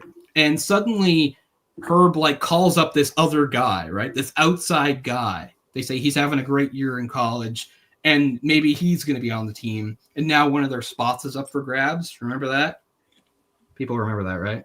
Yeah. It was before the it started right. though. And right? remember how they all like freak out and they're just like, don't keep this guy. He's an outsider. Like, and one of them says, like, we're a family. Like, there's no fucking way that happened. And the other thing is the guy in question, of course, they don't name because it would embarrass him in real life, was Tim Harrer. Tim Harrer wasn't just some guy out of nowhere. He was one of Herb's own guys. He played for the University of Minnesota for 2 years under Herb and then 2 more years after that. In the 79-89 season, he was in the midst of a 53-goal, 82-point season in 41 games. He was destroying the league. Not only that, he played with several of them. Not that year, but a year before that. And that year, he played with Neil's brother, Aaron, who also would go on to the NHL, played for the Devils and a few other teams. So it's not like he was some random outside guy that was coming in and threatening them. Most of them knew him and played with him, and Herb coached him for years. And they all make it sound like in the movie he was some shadowy outsider that Herb brought in to scare them. Like, I don't think so. I think he brought them in for real because he was really considering it. And then after a few games decided not to do it. You have to remember at the start of the movie, when they say, Herb, you get to pick the team, they get mad at him, right? They say, what are you doing? You've left out a lot of good players. One of them was Tim. So I feel like the movie misrepresents that, and that's probably why they don't bother naming him, because it's just not probably at all what happened. I am sort of speculating, but it just doesn't seem realistic to me that the team would react that way or say a lame, sappy Disney line like, we're a family. Like, no fucking way. But anyway, that's my little quibble. Everything else, like I said, is super realistic, very on point with what actually happened. I just feel like that part for extra drama is a little bit misrepresented, which isn't the worst thing, but I do feel kind of bad for Tim because I don't know how he must have felt about it, you know. He got to play, if you look up that season, he played 4 games with their team because they played a lot of exhibition games to get ready. He played 4 games with them, had 4 points, and then I guess they cut him, which is kind of too bad. Poor old Tim Harrer, who did not go on to the NHL. He got to play 3 games with Calgary, but that's it. But he was a career minor leaguer, but always put up good numbers. All right. Jess, did we lose you again? Well, we're still on it. I'll say a lot of stuff had to happen just right for them to beat the Soviets, and it's shown in the movie. They don't hide it. Remember, they're down 2-1 at the end of the second, when with like 10 seconds left, they take a long shot from way out that for some reason Tretiak, the legendary Soviet goaltender, boots out this massive rebound. You can only figure because he thinks there's no time left. And I think it's Johnson races down with less than a few seconds to go, makes the move and scores with just a second to go to tie it. So that's a pretty crazy thing. It did happen, and it makes you wonder what the fuck was wrong with Tretiak. And then what's even weirder is to start the second period, Tarasov, that doesn't matter. The coach yanks Tretiak, right? And puts in Pushkin, which is an insane thing to do in an elimination game. Because he gave up 2 goals, you're going to yank your goalie and put in a cold backup? Like, that's another reason why America won. I think if Tretiak stayed in the net, there's no way they win that game. What's funny is, does anybody watch the X-Files? I don't, but does anybody watch the X-Files? Yeah. Haven't in a while. Okay, but I know even if you did, there was a character, called, he didn't have a name, right? It was called the Smoking Man, right? And he was like tied to all sorts of shadowy stuff. There's a part in the X-Files where it's revealed that the Smoking Man is responsible for that happening, that he drugged Tretiak before the game. That's pretty funny. That in the world of the X-Files, it was fixed by the shadowy Smoking Man for reasons. That's kind of funny. Fixed the moon landing too. Yeah. But apart from that, it's great. The ice is, how in Lake Placid, they had those patches where the ice is really blue. That's really cool. They even found a whole bunch of those authentic tube skates, these shitty tube skates that the Soviets used to wear. Because the Soviets were a great team, but they also had really shitty equipment, as you might expect, over in that part of the world. So they made do with bad equipment. But yeah, the authenticity is really good. It's a great movie. Very good, feel-good movie. Like I said, I give it to them in the world when amateurs actually had to do that. But no, I don't think the Olympics is for amateurs at all. It should be best for best. And I do think the best thing for hockey right now is, as much as I'm scared of it, is what's happening tomorrow, which is Canada and the U.S. in the gold medal game. A lot of Americans who wouldn't usually watch hockey would tune into that, I think. Because I know they did for Four Nations, and Four Nations last year was just a gimmicky thing they made up for no reason, really, in case the Olympics didn't happen. That's really the only reason they did it, right? They were like, maybe the Olympics don't happen. Maybe the NHL doesn't go. So we better have some sort of best-on-best tournament because we haven't had one in a long time. I mean, with what happened with the state of the NHL and stuff, like, it's robbed us of a whole generation of the best players not playing in these tournaments, right? Like, Connor McDavid is 29 years old. He should have been at the last Olympics. He should have been at the Olympics before that. We're only seeing him now. He's the best player in the world, and we're only seeing him in there now. So, I mean, absolutely, I think it's the right thing. And it's a shame that the NHL couldn't get its act together in 2018 and 2022. And I think it is only good for the NHL. I get it. We're interrupting the season. Guys are hurt. The LA Kings just lost one of their guys for the whole season because he's a Swiss player who got hurt. He's out for the season. Well, them's the breaks, I think. I think the Olympics are important. You got to do it. Oh. Where the hell's Jess? I've talked as much as I can. Jess Grimm is on another snack run, I bet. I promise for the movies that I'm going to mention, I don't have much to say about them. I'm just mentioning them because they're movies that I think most people haven't seen. So I won't be going on huge diatribes about them. Miracle's definitely the one I have the most to say about because I have a lot of praise for it and I like the historical context, blah, blah, blah. You're muted, Jess. He's working on it. Just more technical difficulties. I've been hearing it in and out. Can you hear me? Yeah. We hear you. We hear you. I'm getting too hot in my jersey. Getting the I have to take it buffering. off. I have to do a slap shot No, striptease. I have to take off my... Can't do it this way. Should we zoom in? No. Looking roasted.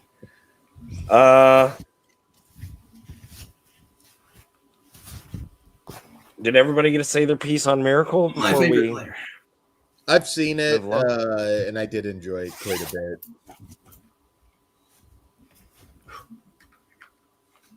Where did Orc go? Did he? Because I feel like that was the other one that he really knew. He's been gone for a while, so I'm not sure. Orc sometimes he could be watching the Garcia fight or whatever. But he spreads himself. I've never seen Orc more happy than when Jake Paul had his jaw broken. We're all pretty happy about that. I didn't see it happen, but I'm glad it did.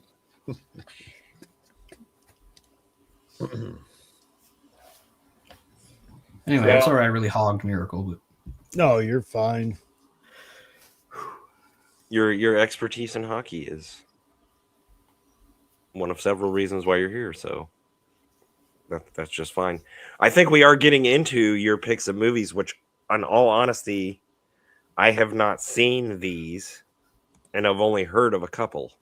So some of them I haven't seen for a long time, so I can't really get into them. It's mostly to name check them, so I'm not going to go too long. I can talk a little about Rocket, of course.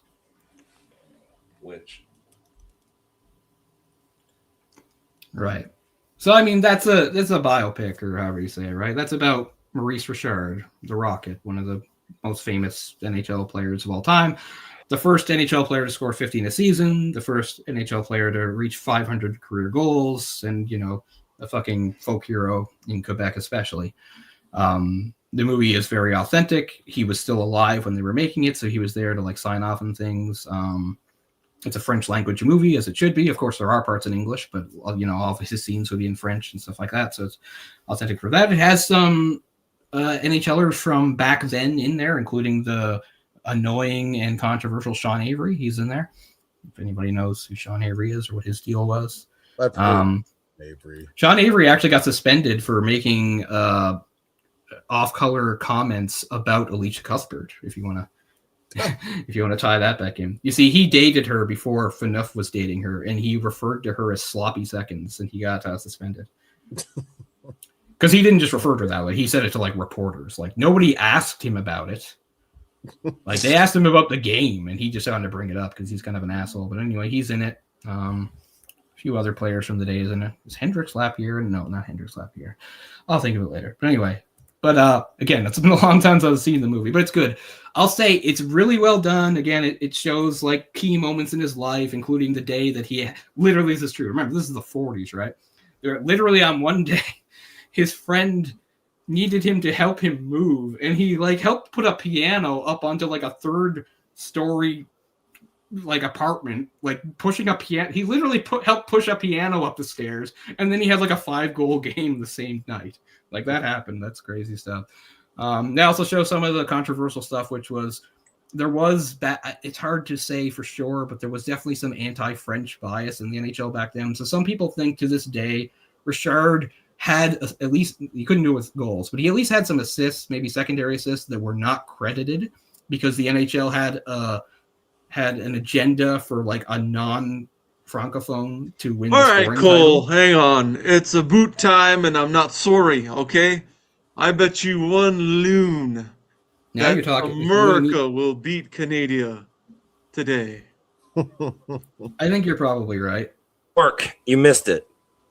This is one of the few movies. I would say USA finally gets their gold tomorrow, but we'll see. But again, going back, of course, I'm rooting for USA. It's my country's team, but I do have to admit, Canada is known for their hockey and has been for decades. So it's yeah. But going back, Orc, I was calling you out when you were gone. Isn't this one of the few movies that you know? Well, yeah, it's another one I saw when it came out, and it was in theaters. I know kind of well. Yeah, I mean, it's kind of one that it sticks with you, but it was at like one of those cheap theaters where it was like $5 to get in like the late 2000s. So I saw it, and it was pretty good. It was pretty inspiring. But if you like that movie, the it's not a docuseries, but the documentary on Netflix is amazing. They have 10 of the original players-ish around there. Did you see it, Cole? Yeah, it's the new one. It's called Miracle, The Boys of 80. So it's like the 3rd documentary I've seen on it. It's the latest one. You being the hockey guy, is it one of the best or the best, or how would you rank it? It's hard to remember because they're just saying a lot of stuff I already know, and I'm just trying to remember. They definitely have more people alive for the other one. One thing I forgot to mention is Herb Brooks died during the movie Miracle. Like, he was obviously there and part of it and a consultant. So if you watch the movie Miracle, they actually mention that like at the end before the credits go. And they say he never saw it, but like he lived it, or something very nice and uplifting. Because he died kind of suddenly. It's only 66, I think. Car accident. But right? I'd recommend it, yeah, for sure. But there are several different documentaries, and sometimes they get mixed up in my head because they're all on the same subject and I haven't seen in a while. Obviously, Red Army's a bit different. Bullies, right? That's a big one. What's that one? Broad Street Bullies, isn't that a big one? Well, that's about the Flyers. Yeah. I think like Rob Zombie's been trying to make a movie on that. That's interesting. But I just mean about the Miracle on Ice team themselves. There's been at least 3 documentaries. But so I hadn't seen the other ones. That's why I asked. It is very good. Yes, I would say definitely watch the new one. A lot of people have said it is the best out of the people who are still alive and all the production they put in and money they put into it. But what I like a lot is it has Al Michaels, who, I mean, and going into football, this isn't hockey related, but I'll get into it very fast. Pat Summerall and John Madden, many people say is the best announced team of all time. I got to experience that at a young age, but I really liked Al Michaels and John Madden, and he obviously had the call in the game for when we beat Russia and then won gold. So, and he does. He's the one who said, "Do you believe in miracles?" Yeah.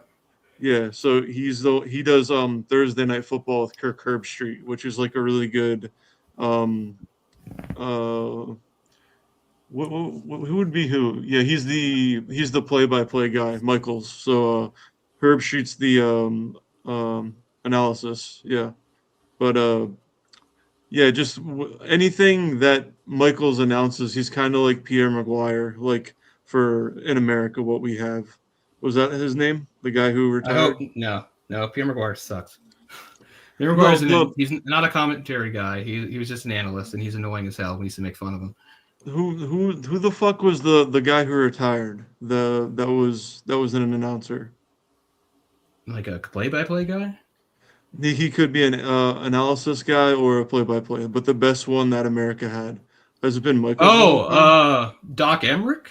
Yes, Doc Emmerich. Thank you. That's who I was thinking of. Yeah, he would definitely be the best American, I think. But you're right. Al Michaels, Al Michaels was not a hockey guy. He was just what was he, NBC? So he got assigned to the Olympics. But he was amazing. He did great. Yeah. Now he does Amazon and a few other things, and he's made tons of money. But what Doc Emmerich was to American hockey in my eyes, the very little I got to see of him, is basically Michaels and Madden, and now Michaels and Herb Street for football.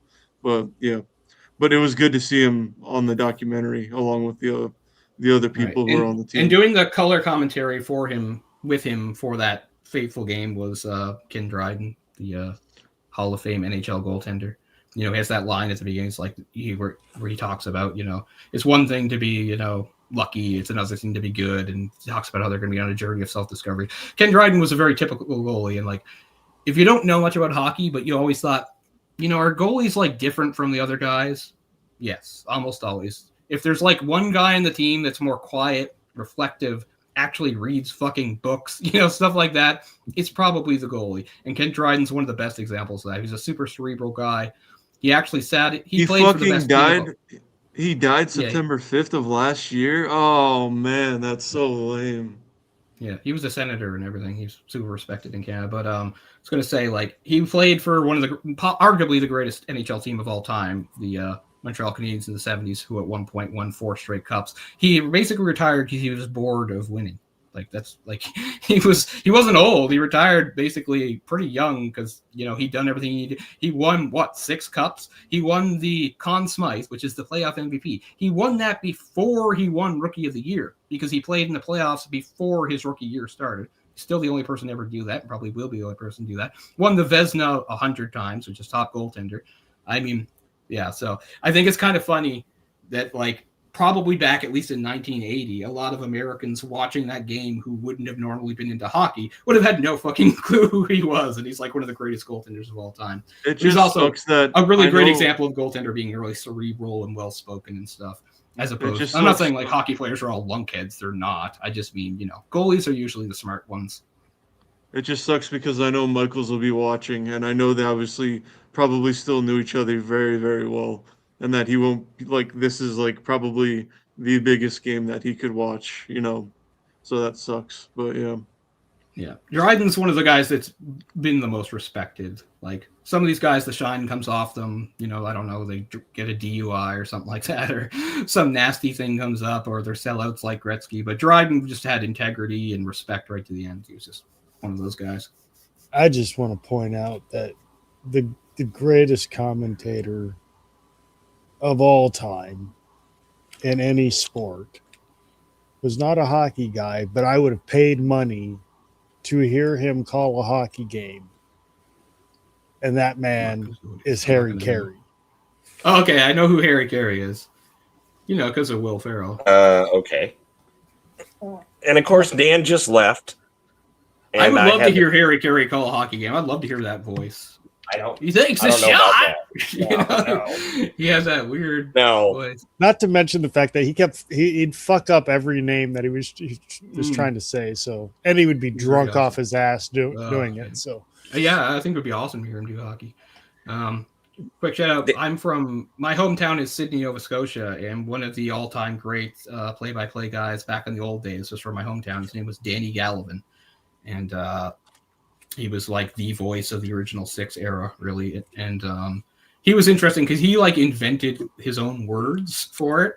He would say stuff like a cannonading shot and stuff like that. It's pretty funny. So he had like his own isms that like to this day people pay tribute to and they use, which is pretty cool. So it's kind of cool he's from my place because Sydney's a pretty small place. So Danny Gallivan. But anyway.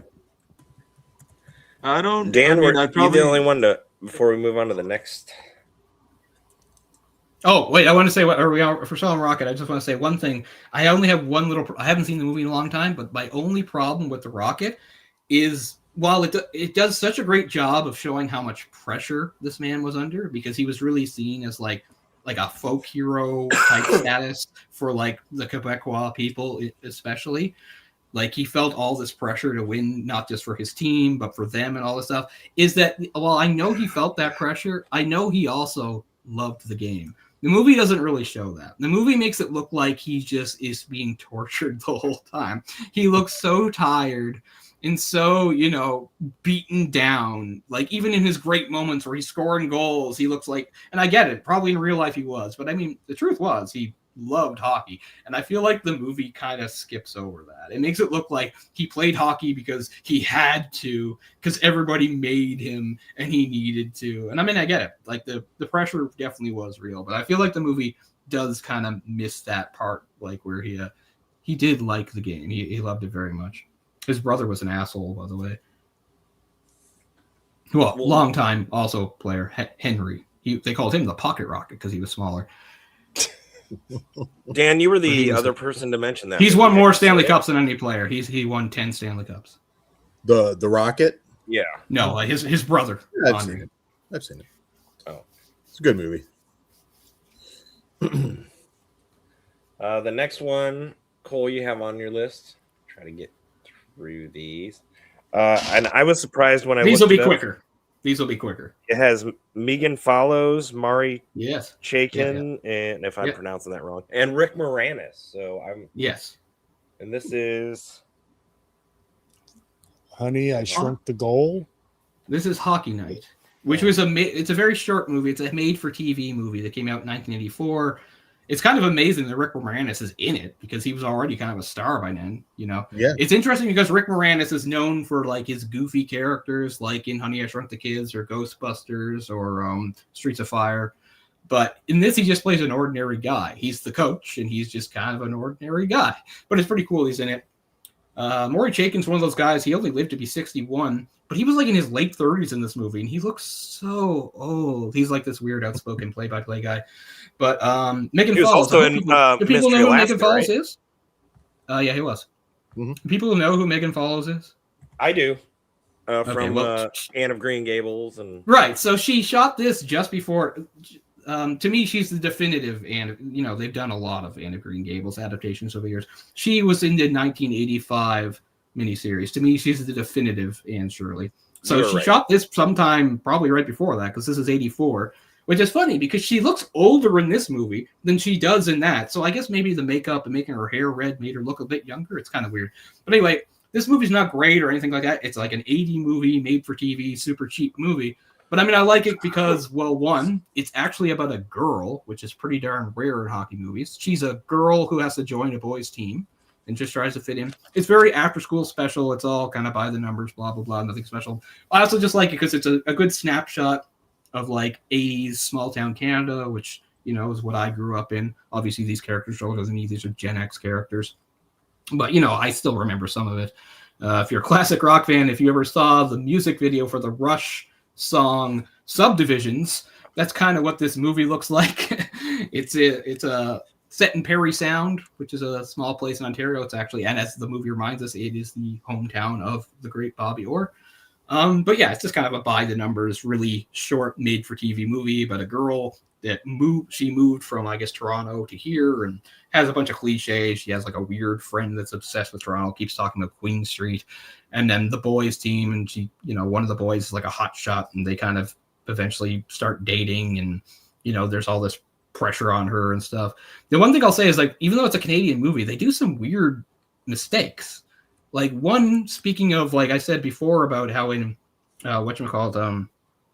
Mystery Alaska, it was so weird that the Rangers goalie didn't seem to have any shoulder pads on. She plays with like an ordinary player's helmet. She doesn't have a goalie helmet. It's odd and distracting, and I have no idea why that would happen. And the other thing is, for the end game, they actually show some of the crowd singing along to "O Canada," but the editing is all fucked up. So they're singing parts at the wrong times. And at some parts, it even sounds like the words are wrong. And I'm like, what is going on? This is a Canadian movie. How can you screw up "O Canada"? But they do. But anyway, that's all there really is to say about it. Megan Follows is a really good actor. I mean, whatever. Rick Moranis is just being sort of an ordinary guy. But yeah, Maury Chaykin's kind of funny, and he's just like this really mouthy, outspoken guy that keeps going, and that's the way I feel. I don't know. But it's a cheap movie. All like the hockey choreography is basically on the cheap. It looks like they just took a camcorder down and watched some actual, bantam kids play. There's nothing great about it. But I don't know. I think you can find it on Amazon Prime. At least you can in Canada. It's a quick watch that goes down easy. It's no essential hockey movie. I just pointed out because it's a nice little snapshot of its time, and because it's kind of rare to have a movie that actually centers on a female hockey player, and I like that. So that's really all there is to say. But it's kind of cool. Anybody else seen this movie or no? No, I doubt it. I think most Canadians haven't seen this movie unless they lived at a certain time. It's a lot of TV movies that just, they really, maybe you find them on YouTube if you're lucky, but they don't have much. And that's definitely what this is. It's surprising it was on Prime, but because it's just like this really made on the cheap, like barely 80 minutes, movie. There's nothing special about it except for the fact that it's Megan Follows, really. But it's nice. It's a nice movie. Also, her love interest and the hotshot kid, his name is Spear. And I've never heard that in my life, in real life or a movie or a book or anything. I've never heard of a character named Spear. So that's kind of weird. All right, so this is a big cult movie that's like right up there with Slapshot, at least in parts of Canada, especially Quebec. This is a francophone movie. It's a French language movie. Les Boys, I won't get too much into it, except that, yes, everybody should watch it. If you like Mr. Alaska, you should fucking love this movie. Because this is all about quirky character. It's all about quirky characters. It's just basically this team of amateur guys that play like in a rec league. They're not professionals. They're just guys with ordinary jobs, but they like hockey and they want to play. But their team is actually owned by like a semi-crooked guy that owns this bar who gets into trouble with gangsters who like want him to pay off a bunch of money and stuff. And there's a bunch of subplots. A lot of it has to do with their failing relationships because most of them are like really bad at it. And most of them are too obsessed with hockey, even though like they're not professional. It's kind of funny. Like they're neglecting like their wives and girlfriends to like play in a rec league that doesn't matter at all. There's some funny stuff in there. One of the characters is gay, which is kind of forward for a 1997 movie. Yeah, that's really all I have to say, but it's totally recommend. You should definitely seek it out. It's one of the most it's the most popular and successful Quebecois movie of all time. They made 3 goddamn sequels to it. I haven't seen any of the sequels. I keep meaning to get around to it. But yeah, I would. Did you mention Marc Messier was in this movie? Or that's what that's Mark with a Mark with a C. Oh, it's not. Don't be fooled, Jess. That is Mark with a C. Maybe I read that wrong. You did, yeah, that's not your fault. You see it, but that is Marc Messier with a C. So yeah, at the right Marc Messier, Jess, get it right. It was hockey. Yeah, it's the famous French Canadian Marc Messier. Everybody knows him. But anyway, it's a really good movie. I thought that didn't seem right, but again, it's a really great movie with really great. I think it doesn't have the high stakes, obviously, that Mystery Alaska has. Although it is true, like the whole thing that gets set up by the gangsters they had to play. They do have to play against a team of like ringers, like guys that are like professionals. And of course they do win the big game in the end. I don't think I'm giving anything away by saying that. It's like, one little quick thing back to Hockey Night. This is funny. So Hockey Night, of course, ends on like a really important game too, where they're trying to win a tournament, right? And the whole lead up to it is like the girl is like pressured to be kicked off the team. And the players don't know if they should play. And then like they're just delaying, and she shows up. And like the guy that wanted her off the team is finally like, fine, she can go in there. And then it just jumps over the game entirely. And it just shows them in the locker room celebrating with the trophy. Movie's over. It doesn't even show the climax. I guess the more important thing is that they all stuck together so she could play. But it's a bold choice, and I think maybe they just ran out of money because it was a low-budget made-for-TV movie. So it was like, we can't show the game. We don't have time. So they just shot them in the locker room with the trophy, which I think is just hilarious. I actually laughed out loud when I saw that. But anyway, Les Boys is really quirky and fun, and like I said, if you like something like Mystery Alaska, I would totally recommend it because it's just all about like cool, quirky characters, and the hockey is pretty decently done. Yeah, so definitely a fun one. Well, let's hear it for Les Boys. No? Okay. Well, this next movie does not star Nicolas Cage and John Travolta. Yeah, so this is the original Face Off. Although this is funny, for some reason, the American title is Winter Comes Early, which is the title of the song that this movie ends on, and it's a terrible fucking song. So this is old. This predates Slapshot. This is 1971. But what makes it stand out is that it actually has real involvement from the National Hockey League. It's the first time. So literally the main character is a guy who joins the Toronto Maple Leafs. And while he's a fictional guy, the Leafs aren't. The Leafs are all real players played by themselves, to the point that longtime captain George Armstrong is basically a character in the movie. The acting is very poor. The writing is stupid. It's more about how he joins the Leafs as sort of a hotshot, but then he also meets this girl who's a musician, and she's like a flower child. And it's basically about how incompatible their worlds and lives are, because he's in the rough, business, results-oriented, harsh world of hockey, and it's all, cutthroat and violent. And she's in a la-di-da world where everyone sniffs flowers and smokes drugs and stuff. And it's about how, their relationship is kind of like fucking each other over. It has an extremely bleak ending that you do not see coming. And, and it's full of actual... What's funny is the hockey choreography is almost non-existent because most of the footage is real footage. So it's worth tracking down to see footage from 1970 or 71, full of real players, including Gordie Howe's last year with Detroit before he would do his semi-retirement before coming back to the WHA. So you get to see a gray-haired 42-year-old. God, that's how old I am. But hockey players age insanely badly for the most part. They look so fucking old. Gordie Howe. But anyway, I was going to say, so you get to see all sorts of real footage of Leafs games against, real teams, including a fun snapshot of seeing them play the short-lived California Golden Seals, who were one of the original expansion teams, who did not last long. They went from the California Golden Seals to the California Seals to the Oakland Seals, then renamed California Seals, Oakland Seals, then California Golden Seals. Then they moved to Cleveland and folded as the Cleveland, what the fuck were they? Cleveland Crusaders, I want to say. Anyway, it's just kind of funny. You get to see them. But Cleveland, who cares? Yeah, right. Anyway, there is very limited choreography, close-ups of him skating around and throwing hits. And for 1971, it is shocking how well integrated it is. It doesn't look like they took real games and then just took completely unrelated footage and stuck it in.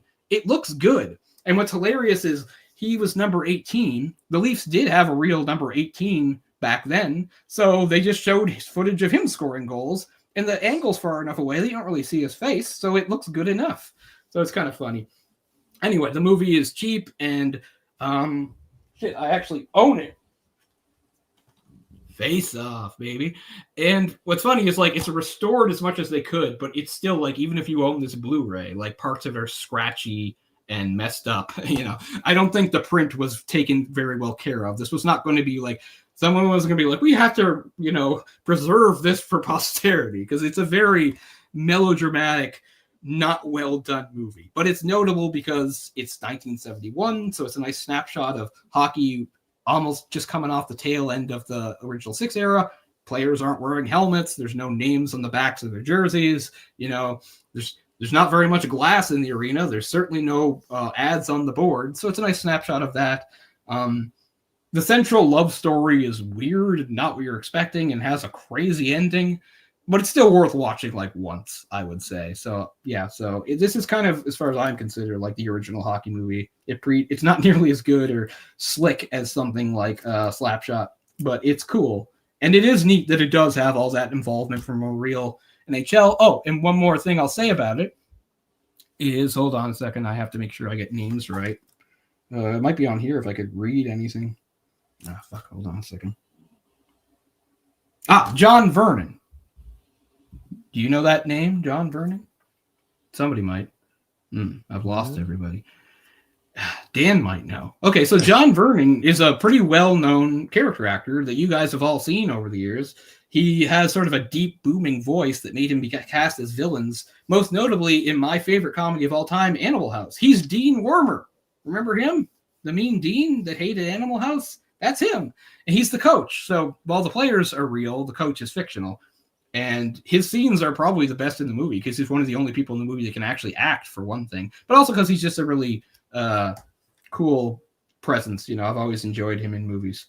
I don't know anything about Art Hindle or Trudy Young, which are the two leads, but John Verner's the real deal, so it's pretty cool to have him in there. So that's the last thing to really say about it. So if Dan comes back, I'll have to ask him if he recognizes the name. I'm sure he might. But yeah, Face Off, worth a watch, but really kind of an amateurish, melodramatic, not well done, not high budget movie, but it's worth a watch.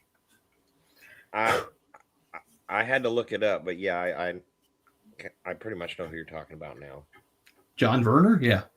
Because you've seen Animal House, but he's in other stuff after that too. He's in a lot of stuff. Oh, I'll tell you. You know what my introduction to John Verner was as a kid?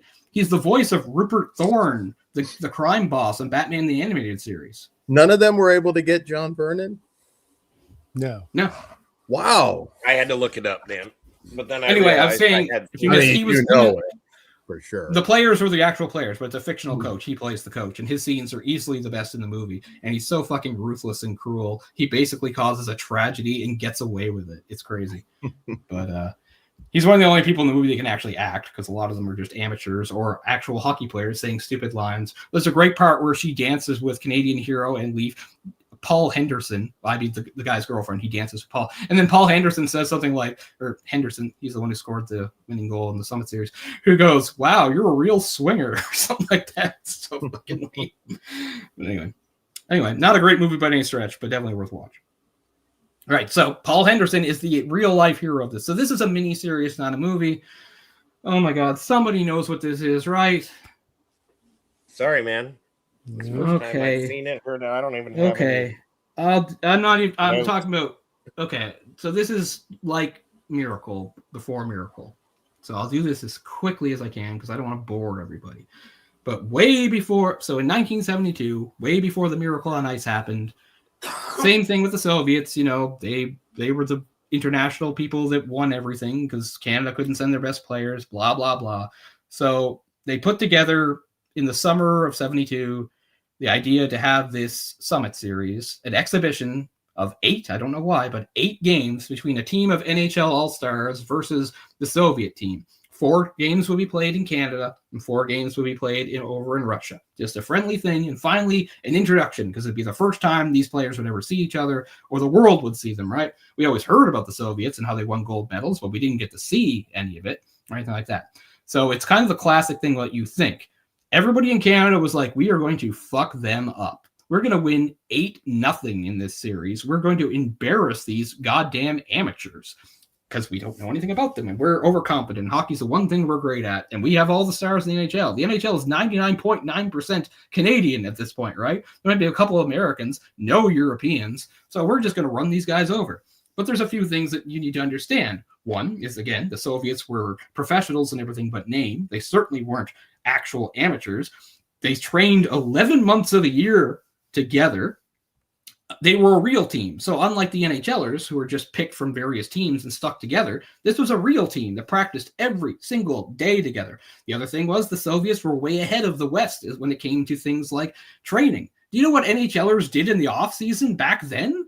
They water skied and went to barbecues and drank beer. They didn't do any fucking training. By September, they might run a few laps. So this is set in September before the start of the NHL season. The NHL players show up, overconfident and out of shape. So game 1 in Toronto, we go up 2-0 in the first few minutes. Crowd's into it. Everyone's like, yep, we're going to run these fuckers over. But no, the Soviets calmly come back and destroy us something like 6-2, shocking Canada and anybody else in the hockey world. Embarrassing the fuck out of us. These are our best guys. Now, Bobby Orr's not there. He's injured. Bobby Hull's not there because he jumped to the WHA, and this tournament was put together by people, NHL people, most notably Alan Eagleson. I could do a whole thing about Alan Eagleson, but I won't. You should look him up. He's one of the great architects in hockey and also one of the big assholes of the world. Anyway, so we lose that game, shocking everybody. Game 2, we actually get it together and win the game, but it's not easy. Suddenly the Canadians realize the Russians aren't a bunch of dumb amateurs. They're actually really good. In fact, every single one of them is probably good enough to be in the NHL, and 5 or 6 of them would be absolute fucking stars. Somebody like Valery Harlamov, tiny guy, but scores like a motherfucker. Third game, we tie, because ties are a thing, and it's just an exhibition thing. So right now, we've lost 1, won 1, and tied 1. We're going west. We start in Toronto, we won in Montreal, we tied in Winnipeg. Last game's in Vancouver. We play better, We still lose. The Vancouver fans boo Canada off the ice. Phil Esposito, big Canadian star, captain of the Boston Bruins, and the best player in this tournament, as it turns out, and this is one of the best things, comes out and has this impassioned interview where he talks about how disappointed and disillusioned the Canadian players are. They can't believe that their country's turning on them like this, that they're trying their best, and they didn't know what they were up against, and blah, blah, blah, and they just can't believe that they're being booed. And he says, I'll apologize if we go to Russia and they boo their own players, but I don't think that's going to happen. So that fires everybody up. So now the series, after 4 games, we won 1, tied 1, and lost 2. So the only way to win the series now is to win 3 out of 4 of the last games in Russia. We go over to Russia. This is all Cold War crazy stuff. We're being spied on by the KGB. All this bullshit is happening. Pete Mahovlich, one of our players, is losing his mind over paranoia. Ken Dryden, who I mentioned, is one of the goalies. He's there. We play a pretty good game. We lose. So now the only thing we can do is win 3 more games in a row in Russia. And they do. They do it in very dramatic fashion each game. Paul Henderson, not really a big star compared to most of the players on the team, although a very good player, scores the winning goal in all 3 games, including the final one, which was tied in the late minutes. And even though it looked like it was going to be a tie, because again, no overtime or anything like that, the Russians, their delegation says, we'll claim victory in this because we still scored more goals. We didn't hear that, but Paul Henderson pulls one of the guys off the ice, which he never does, just because he felt he was going to score. Anyway, he scores, and it's the most famous call in all of hockey. It's above Miracle on Ice. It's above World Cup. It's above anything in the Olympics afterwards. It's above Bobby Orr's flying through the air goal in the 70s against the Blues. It's the greatest call of all time. Henderson scores for Canada. You have to understand, again, I wasn't even born then, but the country shut down for this. My parents and people like that, people in schools, they stopped class. They pulled TVs into the classrooms. The entire country watched this. And I mean everybody, even people that didn't watch hockey understood. Because again, it was Canada against the USSR. It was us against communism. And you have to understand, we're not the US. We're not part of the Cold War in that way. We're an afterthought. We're not a superpower. We don't have nukes. We don't have a big army. We don't have a space program. All we fucking have is hockey. And suddenly these Soviet assholes are beating us at it. So you couldn't script anything better for real life, for it to work out exactly as it did. And there's crazy stuff going on. Bobby Clark, the asshole captain of the Philadelphia Flyers, breaks Harlamov's ankle with a 2-handed slash. Dirty as hell. Shameful. Embarrassing, but he did it. At one point, after one of our players scored a goal in the final game, the light didn't come on. Alan Eagleson, who's not a coach but was on the bench, ran across the ice to yell at them and then almost got arrested by Soviet soldiers, causing several Canadian players to go into the crowd with their hockey sticks and rescue him. This is a hockey game that happened in real life. So it's like the most dramatic fucking thing. Anyway, it's the most important series in the history of hockey because it explained that there was more to it than just Canada and the West, that the Russians were actually very good, that training in the off season was maybe a good idea, and that, there's room for other styles of play. This was also a vicious physical series. The Russians were not used to that sort of thing, getting knocked around. And then when we started doing it, they started to retaliate hard. One of their players kicked one of us in one of the games. Anyway, I have all the games on DVD. They're incredible. You can probably watch them. But anyway, so this is a mini series that follows it very closely. That's all I have to say. But it's just essential watching for anybody that has an interest in hockey and its history. It is the most important series of games to ever happen in the sport. It was a paradigm shift, if you want to say that. It changed everything. And again, when I was talking about context, like for the Miracle on Ice, again, you could take some of the drama out of this if things happen slightly differently. What if Bobby Orr plays? What if Bobby Hull plays? What if the Canadians actually, practiced a little? Then maybe it wouldn't be so close. Maybe we would have beaten them more easily. But it's good that things happened the way they did because it helped us respect them and them respect us and blah, blah, blah. Anyway, it's hard to explain. I didn't even live through it, but I understand. I interviewed Paul Henderson in 2002 when I was a 19-year-old reporter. And, it was just incredible talking to him about it even then. But anyway, it's the most dramatic fucking thing in the world, and it was really happened, which is crazy. Like, it had to be 8 games. If it was 7, like a playoff series, we would have lost. There was a tie in the middle of there. If it wasn't an exhibition series, there's no way there would have been a tie. Somebody would have won. So like everything happened just perfectly to make it as dramatic as fucking possible. So it came down to our final like minute and a half goal to save us from losing. So the miniseries is pretty good. I can't remember who's in it, but it's very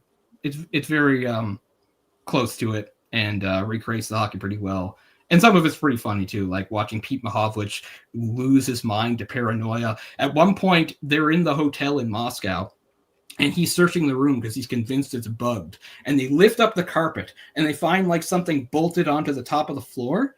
And he's like, "This is it." So he gets a bunch of guys to work with him. This is real life. This happened. They pull it off, and then a few minutes later, they go downstairs for some reason, and they're in the lobby. They cause a gigantic chandelier to crash onto the floor of the lobby because they didn't realize that it was connected to it, which is pretty crazy. But there's more stuff in there. But yeah, it's just one of them. It's the most important thing to ever happen in hockey still, I think. I don't think it'll ever be surpassed as far as what it meant for the game, what it meant on the international stage, blah, blah, blah. So I haven't actually watched the thing in a while, but I would say watch it.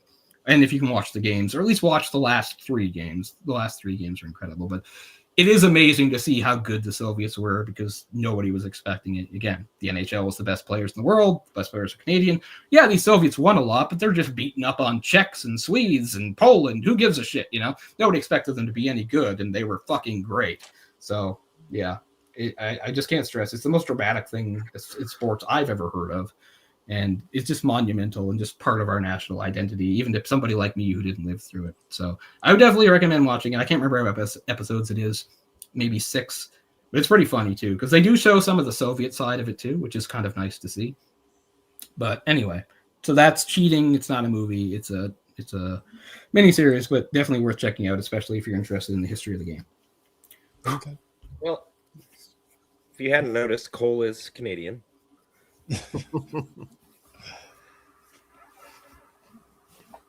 No, last but not least on the list that Cole gave me, we have. I promise this will be short. This will be really short. Mr. Hockey, right? Gordie Howe. So that's actually kind of. So that's actually kind of a misleading title because yes, it is about Gordie Howe, but it's not like it's not like a biopic that follows everything. Notice the cover is not Detroit. That's the Houston Aeros. It's only about his retirement from the NHL and then him coming out of retirement to go to the WHA. It only covers those years, but it's pretty cool. I mean, it's worth a watch. It's not amazing or anything like that. There's this great part too, where like his family's all pissed at him because they don't want to move down to Texas, and then like when they get there, suddenly his kids actually really enjoy it, and his girlfriend and not his girlfriend, his daughter, who's like teenager, because remember he's like in his 40s, like starts dating some guy, and the guy comes to meet him. And he's like totally scared and impressed of Gordie Howe. He's like goddamn Clint Eastwood. It's really funny because, like, I mean, yeah, for sure. But I can't remember much about it besides that. But so it's not really the Gordie Howe story because it doesn't track his whole immensely long and notable career. The career leader in goals and points for so many years until Gretzky finally passed him. Guy that played in the NHL. When he was 51 years old, but spent his 40s in the WHA with Houston and then later the New England Whalers. I mean, when he was 45, he had a 103-point season for the Aeros. And again, I get it. It's not the NHL, but it's still pretty fucking incredible. So it's not like – I don't really know why they called it the Gordie Howe story because it's just about the WHA. But it's definitely cool. I've always had an obsession with the WHA. Not just because of hockey, because I have a weird obsession with stuff that didn't last long.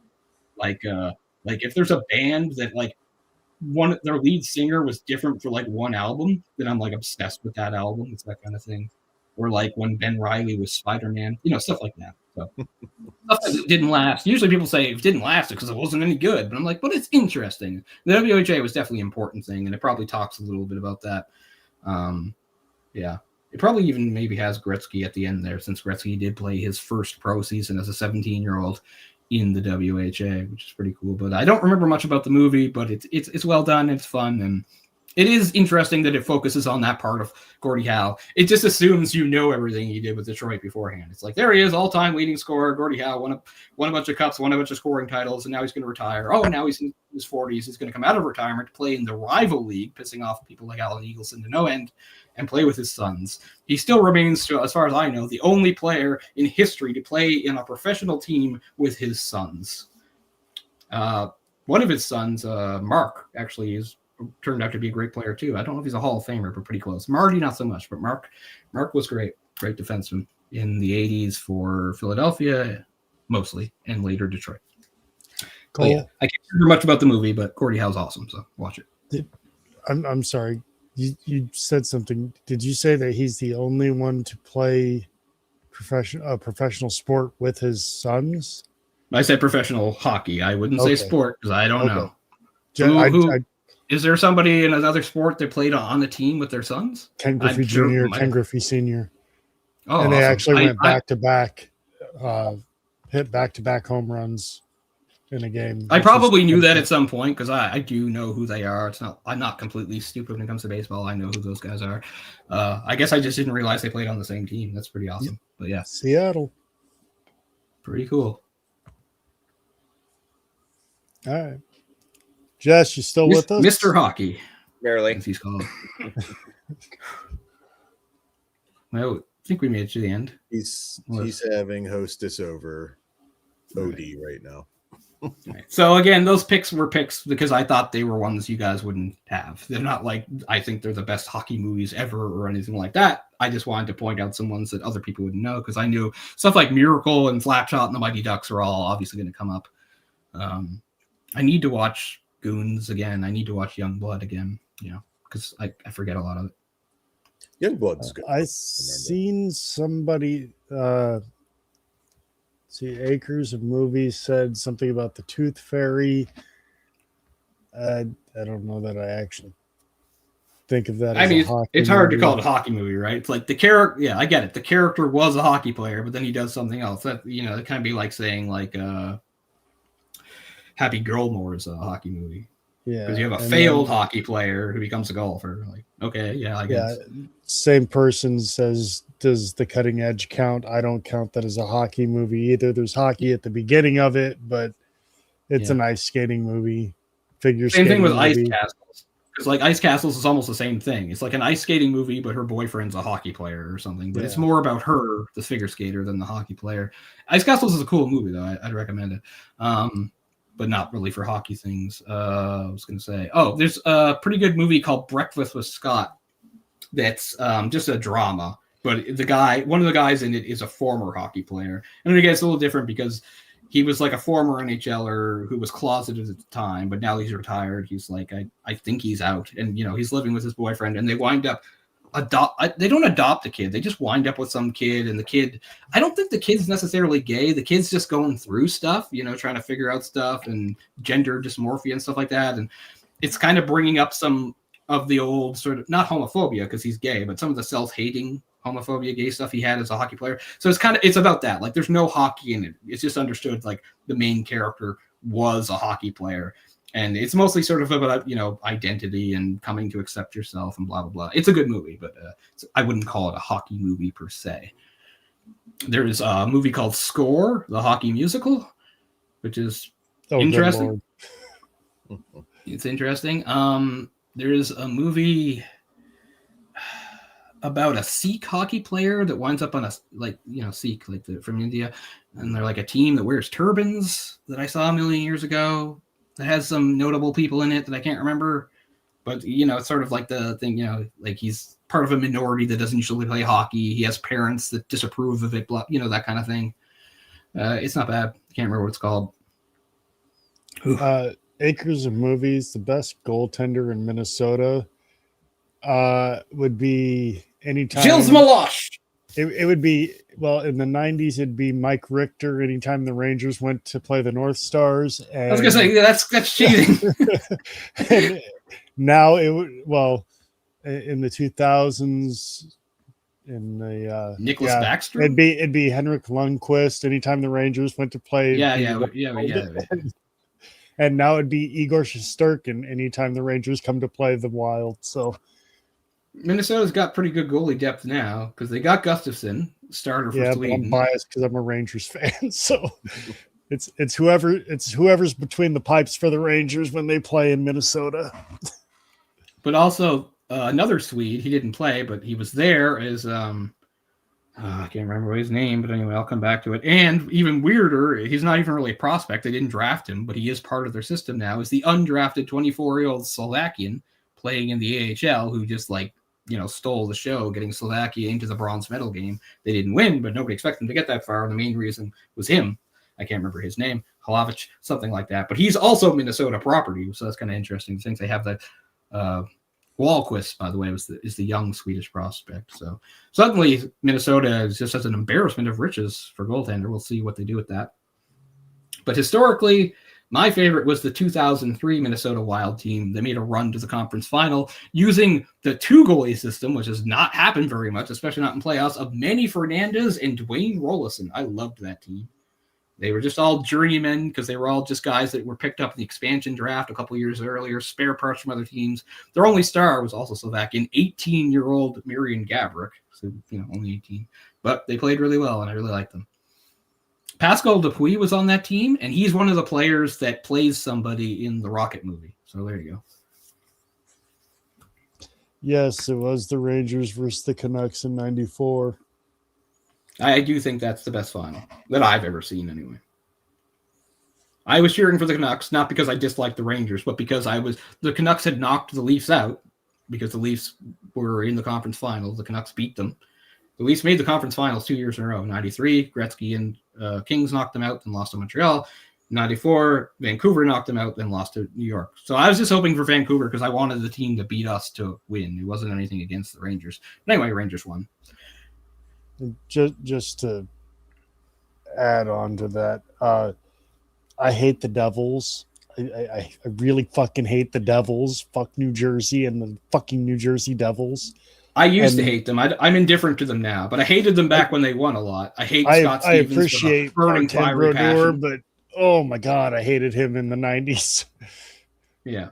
Well, in 2001, the Leafs had a playoff series against New Jersey that we lost. In one of the games, we lost 2-1, and the Devils set a playoff record by allowing 7 shots. The Leafs had 7 shots in that game. It's a miracle one of them went in. So that's how the New Jersey Devils used to play back in the day, with fucking Brodeur and Stevens and Jacques Lemaire running the goddamn trap, ruining the game. But yeah, but I mostly hate Scott Stevens. He's the main reason I hated the Devils. Dirty motherfucker. Considered one of the best defensemen of all time. Nowadays, if he played, he'd be suspended every other day for targeting the head. So that's another rule that changed. It wasn't until after the lockout in 2005 that a check directly to the head was considered a penalty. Like elbowing was elbowing, but if you do like a shoulder to the head, that was considered clean. It's not considered clean now. That was his whole goddamn career. Injuring people, targeting the head. He almost killed Paul Kory in the 2003 final when they won again. He was one nasty bastard, Scott Stevens. So he's the main reason I also hated Claude Lemieux. Well, Claude Lemieux is one of the dirtiest players of all time, and if you want to see another amazing hockey brawl, it's the one he started by one of the dirtiest plays of all time against Colorado.